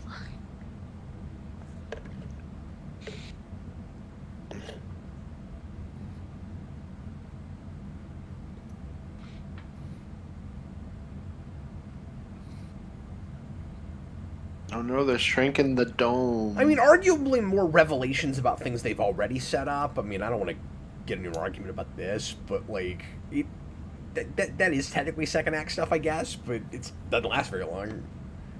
Yeah. Like I said, like, it technically is. It just doesn't feel like it in the moment.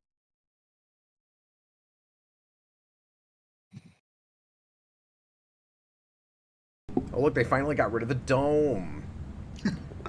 Breathing Nerdum asks, what actress was the biggest superhero flop directly after an Oscar-winning performance? Uma Thurman with Pulp Fiction to Batman and Robin, or Lucy Liu with Everything? Wait a minute. That's not Lucy Liu. That's not Lucy Liu, you racist. I didn't finish reading the question until I started reading it out loud. Yeah, that's not who that is. That's not who that is. And the true answer, I guess, is Halle Berry is Catwoman. Well, that's Although I don't know if that technically counts because she wins the Razzie and the Oscar the same year. That's true. Wingding, this movie makes the Snyder Cut feel like a breeze. I'm not going to go that far.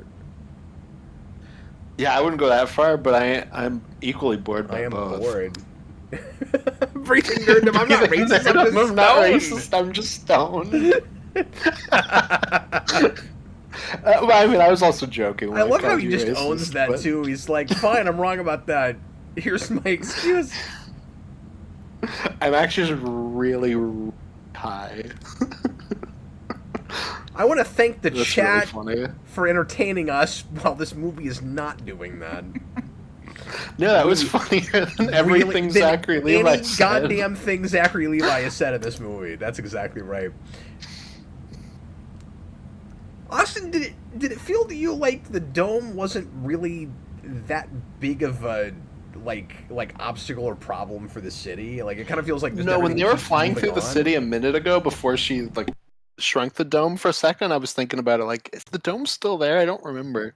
Yeah, the dome has stayed there through like half the movie, and it should be this giant problem because we make such a big deal out of finally dropping it, like it matters. Freddy, the needs of the many outweigh the needs of the few. I guess now it's only really a big point of conflict for Shazam.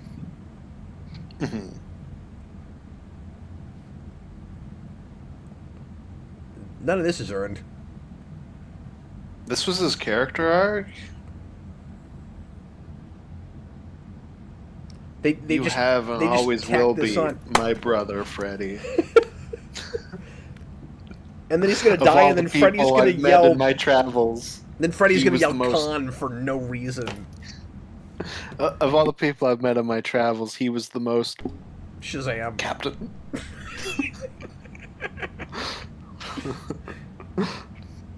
That was pretty good. Thank you. Congratulations, Austin! You just did a Star Trek reference. I'm so proud of you. But I did like the most basic bitch Star Trek reference, so does it really count?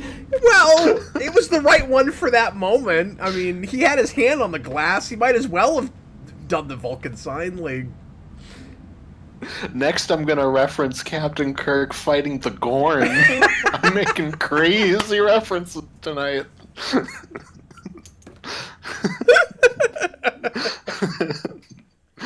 I bet you've never heard anyone reference Star Trek moments. I'm gonna start giving Austin a lot of praise for going da da da da da da da da da da. Nobody's ever done that before. Exactly. Look, he's gonna save us with his lightning powers, Austin. That's what he'd do.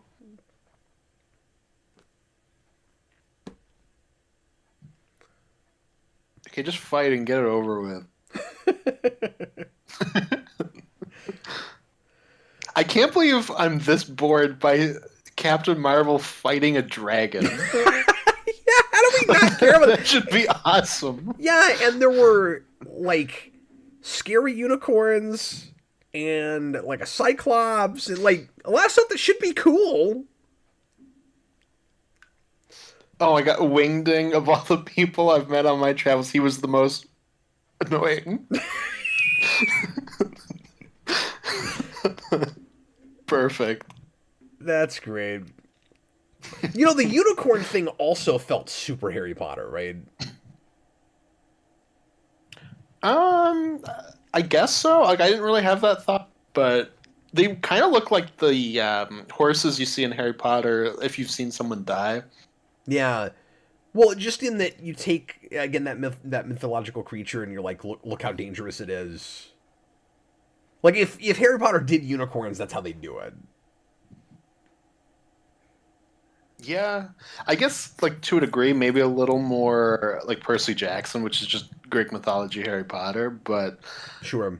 No, I can see that. Yeah, I'm just thinking of, like, the hippogriff, I think, or whatever it is. Okay, yeah. Well, then we have the dragon. Nicholas Bodo, is there any creepy horror stuff in this, like, the first movie? No, not really. They dance around it Kind of like the unicorns will be that, and then not really. well, but the like mind control thing. You know what they should have done, Yeah. Cap? What's that? Do you remember the plot that we talked about that was almost the plot of Cap 3, where they were going to be stuck in like a city where all the people are mind controlled and Cap has to deal with Yeah, and then they're like that? zombies. Yeah. Why did we set up that zombie thing? Like you could have had that be a big important thing where like everyone inside this dome Inside is the dome. also a zombie. And then what they do is They they never did drop. that again after they killed the teacher. Yeah, and Lucy Liu should have dropped the dome on purpose and let all the zombies out. Oh, like it goes out into the regular world, so they have to get out of the dome to stop that. Well, no, I was You just mean? thinking like she has a lot more humans inside the dome than outside the dome, and then it becomes like a pressure cooker, and then like in the third act she drops the dome, and then now the city's overrun by all these Oh, zombies that I are see in what you're the saying. dome. And so we're like, I wonder what the point of this dome is. And oh, she's mind controlling all these people. Yeah, then we maybe got to get the parents out because like Although they're stuck in this zombie town. Like we maybe that's gotta. dumb because why would you need the dome for you? She could have just mind controlled everybody in the first place. I guess you wouldn't. Maybe that's a dumb idea. Yeah, I'm an I mean, I idiot. don't know. It's at least something. That's just the first thing that came We to never me. did But anything we with could do that zombie something with the idea. yeah. And again, the dome just didn't feel like a threatening issue. It's just kind of there. Oh no, Helen Mirren's dead. I'm so sick of people turning to dust like that. We do that a lot. Dan It's said, I feel becoming a like really big trope. Dan said, I feel like this movie started at a mediocre place and it only got progressively worse and worse. That's it. Yeah. That's what I had in the theater. This was a real looking Yeah, at my no, I'm watch feeling kind of that. movie. I had a We similar. didn't even really get a lot of Shazam fighting these mythological creatures. Like he never fought the Minotaur or the Cyclops. Not sure. It was kind of a missed opportunity. They're just sort of there Oh, for and a another minute. thing with the zombie idea, Cap, is it would give more stakes to them losing their powers. Like you could have it be that when they're in their Shazam form, they can't be infected, but once they turn back into kids, they can be. Oh, that's a good idea. Sure. You actually play around with the powers a little bit, like advantages and Yeah, disadvantages. yeah, exactly. And now, like, it's a big deal if they lose their powers because now uh, they're really threatened. Yeah, I had a similar experience in the theater with this as I did with Shang-Chi, where I was just kind of bored and I couldn't get into it, but like much more with this. Mhm.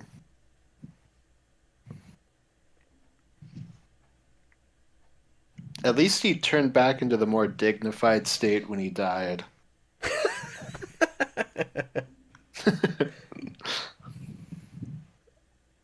I mean, it sucks when it feels like your main character that, and I mean, I realize that your main character is basically played by two actors, but he felt like the crux of the first movie. Here, they literally could have shot everything with him in one day. Like, they may have only had that actor for a day. Yeah, he's maybe had 10 minutes of screen time.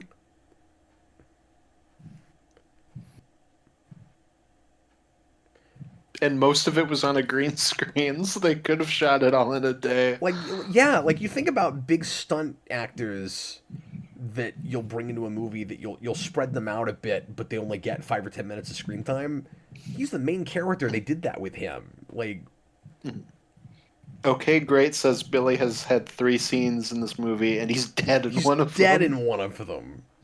Yeah. This also looks like crap, like how dark it is. Mm-hmm. That's a big thing that we've had in the last, I'd say, like 10 years. Is people apparently don't know how to light nighttime scenes anymore. Yeah.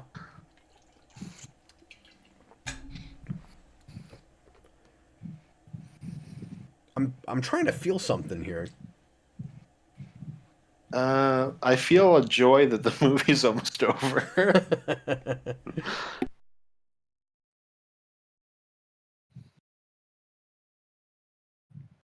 You're not excited to see Wonder Woman again, Cap?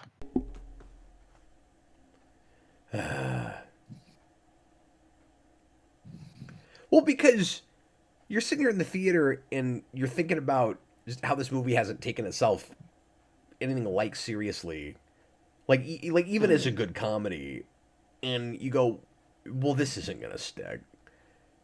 And No. there's not a movie trope I'm more tired of than like screwing with the audience, making me think my protagonist died. And it's almost worse to do it like this, where it's over scenes, than even the one I'm always complaining about, where a character seems to be dead in a scene, and then they get like immediately woken up or whatever. So you didn't think we'd do this because we saw her Deus body Ex earlier. Machina Wonder Woman. So I guess this is just things she can do. And she 100% filmed both this and the Flash scene in the same day. I will be shocked if she did. Oh, I guess because it has to be a god to use the stick.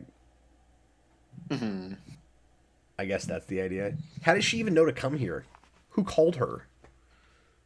The script. WB called her. They like to make a big deal and act like they're gonna really freak you out whenever anybody from another movie shows up in one of these, because if they feel so disconnected, like they're not even in the same universe anymore. Mm-hmm. Nicholas Bodo asks, has this movie made you not want to see Shazam and Gunn's DCU? For me, I'd say it's the opposite. Like, I want to see this rebooted as a TV show. Yeah, absolutely. Because this feels like that failed attempt. I mean, more watching the first movie, I'm just disappointed that this was so bland and nothing, because there was real potential with it. Mm-hmm. Even if this movie hadn't been made, I still would have thought there's a more like pure off the page way to do this character.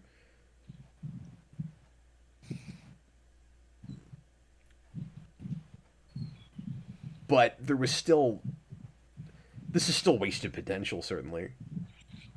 Mm-hmm. Nicholas Maybe Bodo, gets to perv on Wonder Woman, who's on a green screen and not actually here. Nicholas Bodo, like an episodic show or serialized. I mean, either. Gal Gadot is 100% not in the scene with them. Yeah.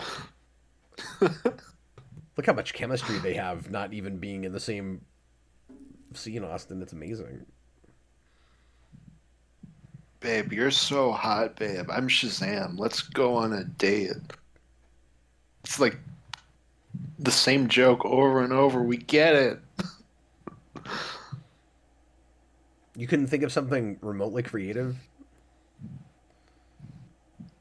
No, and you could make that endearing, like where he's really young and like And she's just he's got like she's just kind of bemused by it.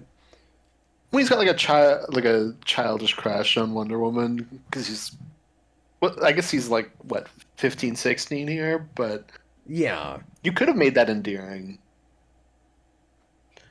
But I think part of it is I want to see it more from Billy Batson than Zachary Levi being a creep. That's true, and that actually could have really been cute if you contrived some reason for her to be talking to him, where she's like, you know, you're a superhero, you're one of us, maybe you'll be in the Justice League someday. And Yeah, well, I think with him, instead of him just being like, just going on and on about how hot she is, you want it to be more of he like wouldn't be creepy, just a nervous like shyness, right? Where yeah, well, well, it'd be that teenage kind of flirting. Yeah. No, that could be like cute and endearing, but or you just, I mean, this is really requires typical, but trying. like you kind of go back to that Superman shows up at his school thing, and like maybe she comes over and knocks on the door at his house or something, and just like kisses him on the cheek or something. You do that whole thing. It'd be all right. Oh, okay. That's a possibility.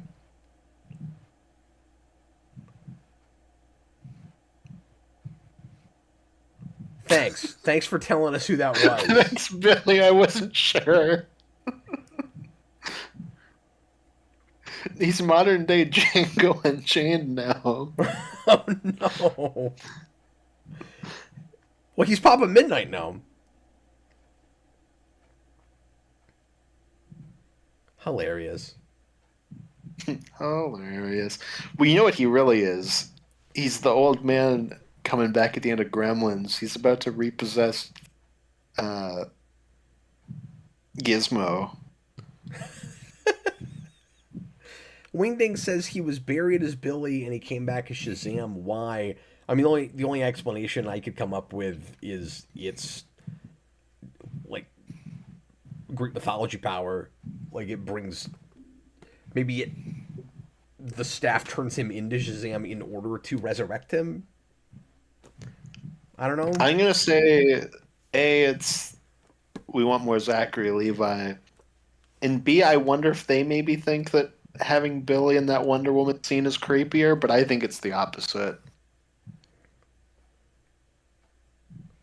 Stop Shut it. up. Oh, we did get an Elvis song though. The most obvious Elvis song. I was but- gonna say this is so overused. No, but I like that they used Elvis just in the sense that he was like a giant Captain Marvel Jr. fan. So like that's a cute reference, but Oh, okay. it is the most overused Elvis song, 100%. So what do you think of the big reveal at the end that his name is supposed to be Shazam?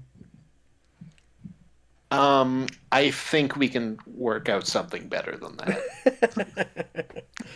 Well, maybe the joke is supposed to be like with them internally. Maybe they come up with Captain Marvel, but they can't say it because copyrighted, and they'll probably not get another movie. So we could just sort of headcanon like it's Captain Marvel now.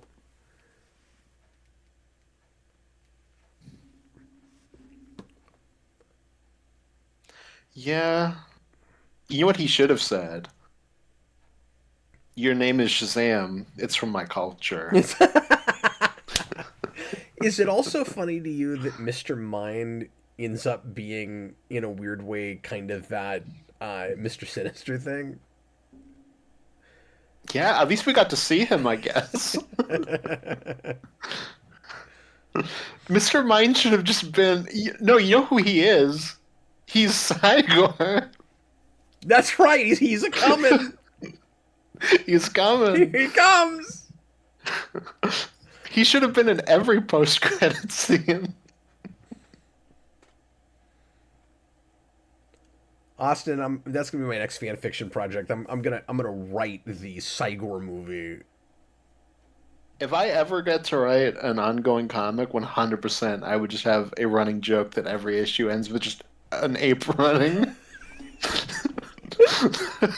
With the implication that one day it will make it into the book. The subplot we plan to never pay off.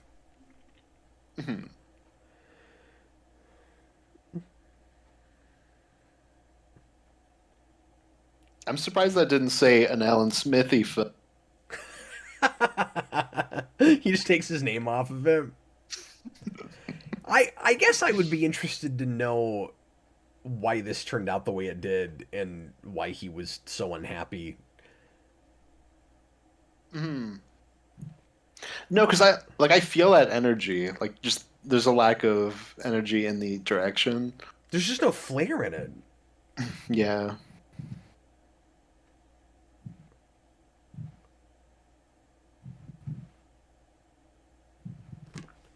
There is just a weirdly large amount of Peacemaker connections to this unintentionally, except now intentionally. It's so strange.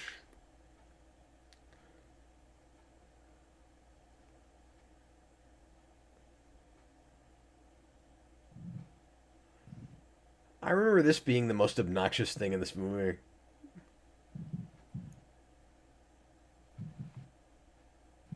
I just love that somebody asked Gunn about this, and he's like, "Yeah, I don't understand this. This makes no sense."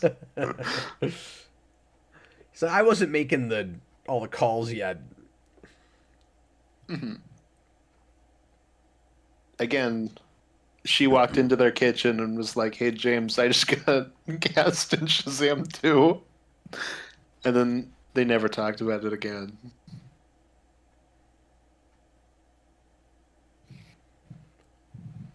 So is the assumption that she was going to say society and not league? Oh, it is society. Okay. Okay. Yeah. Yeah, because he's like, there's the same thing. They're like very confusing. You should change it to like the Authority That's or the that's right. Avenger.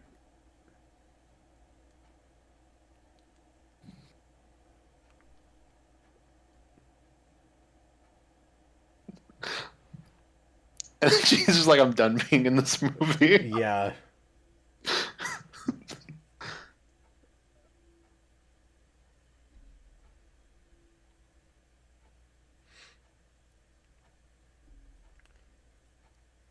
Can we please not make fun of this kind of thing in a comic book movie?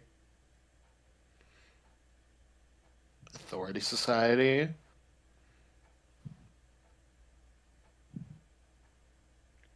I can't even believe they did that.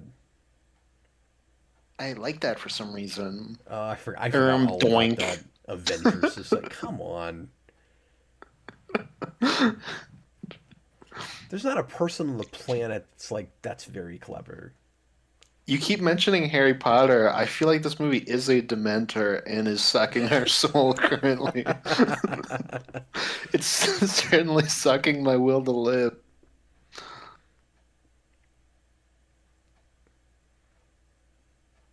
Yeah, Yeah. this is going to be maybe the toughest night, Austin. Uh, I don't know. Okay, well, you know what? The Flash is going to be really Say, we hard. got to turn around and do the Flash. Just doing these back to back, I don't know. Like, at least last night we got the Suicide Squad. Like, yeah, the Snot was a bit of a slog. Because I don't Certainly. think this is the worst we've had so far No, it's by not. any And means. I did say that, but the problem is okay, I guess the point I'm making It is might be the two most annoying back to back. but having to do those that combined with this late in the game is why I'm feeling that way. That we've already done so much of these. Because at a certain point, it starts to wear you down. It's like the things that were That's where I'm frustrating at. before are more frustrating because now you're here. Yeah. And some of Yeah, it's no, just that's really fair. redundant. We're like we've had to live with so many counterintuitive, baffling choices and unfunny comedy and like just goofy action set pieces that are not really worth your time. Mm. Characters that Nicholas Bodo aren't asks if we compelling. think Mr. Mind would be very creepy if Gunn used him. I think so. I mean, probably, but I mean that's what Gunn does typically. Is he just kind of makes things creepy. When I remember, because the villains in Peacemaker are bugs, there was a point where people were theorizing it could be Mr. Mind behind it all, and obviously it wasn't. But no, I think he would do that well. Braden Atkinson, The Flash will be funny at least. Yeah, bits of it. It'll certainly be more fun to sit through and talk about than this was. I think. Probably. It at least goes full on bad. Yeah, This is just. Eh, yeah. This is dull. The Flash definitely yeah. does border on. I don't want to say so bad it's good, but like just bizarre and sometimes accidentally funny because of that. And then there's all that just really embarrassing stuff where I don't know what to do except roll my eyes or shake my head. This is my. We started tonight with Man of Steel or the Snyder Cut, and now we have BVS next. Sure. Well, and there are a few things I legitimately do like in that movie, but like it's not a good movie. Yeah. You know, like there's Yeah, there's at least performances a and scene that I think is really well done. yeah, and like sure, it's nice to see Keaton. I don't like anything they do with him,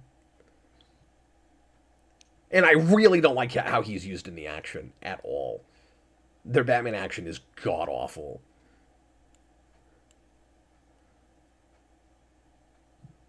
One of the best parts in that movie, though, is when he's like, "I'm gonna sacrifice myself to blow up their ship," and then he just like bounces off of it and explodes and does no damage to it. That and when they bring him back to life and he fights not Non from Man of Steel and just grabs Batman and like smashes him into the ground and he dies there too. It's also really funny. Both of his deaths are really fun.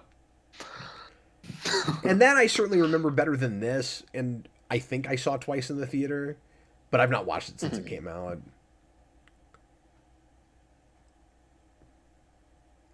There are a couple of scenes with the two berries that are, I can't think of a better word to use than cringe-inducing, that just like hurt so much I don't want to have to sit through them again. Like I'm gonna be like, You don't think that Eric Stoltz being in Back to the Future is funny, Cap? So that's one of them. And then the like running around the city naked bit is the other one.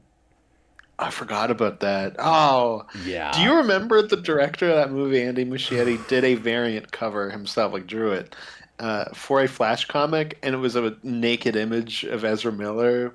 It was like really bizarre. Was it a sketch cover? Or was No, it an it was just actual like cover? I assumed it was like inked by somebody else. Was but it a like he variant? did the pencils. But I mean, was it a variant that came out? Yep.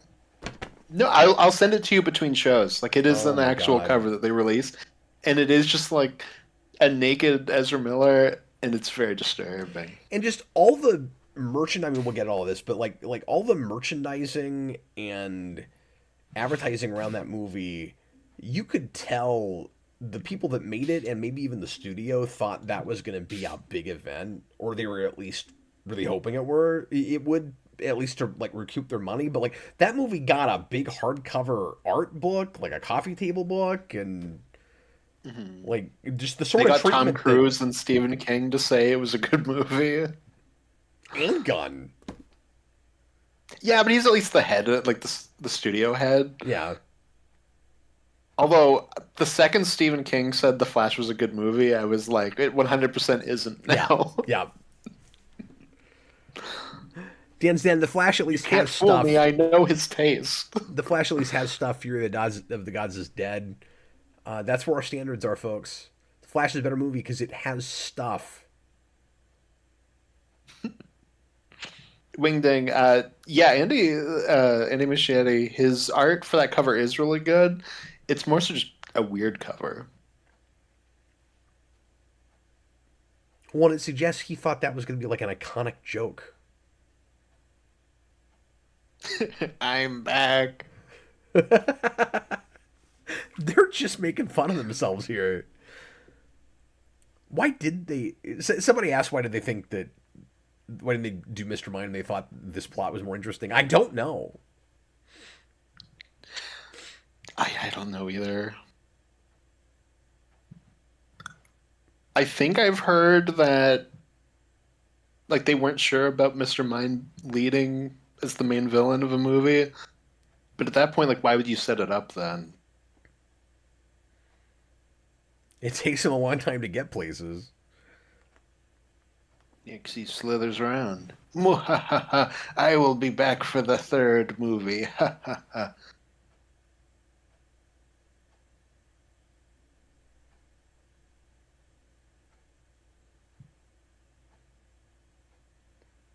Wow. And yet, funnier than most of what's in that movie. But I'm not laughing with it, I'm laughing at it. That's but I it. agree. That's it. Okay, well, Austin, I think we got all the comments read, right? Oh, I have one more. Oh, okay, do that real quick for us. Yep. So from Super Billy, his favorite moment was every moment with Grace Caroline Curry. That's Mary Marvel and or Marta Milans. I'm not sure who that is. Maybe the mom. I'm not sure. And then he just says, "Yowza."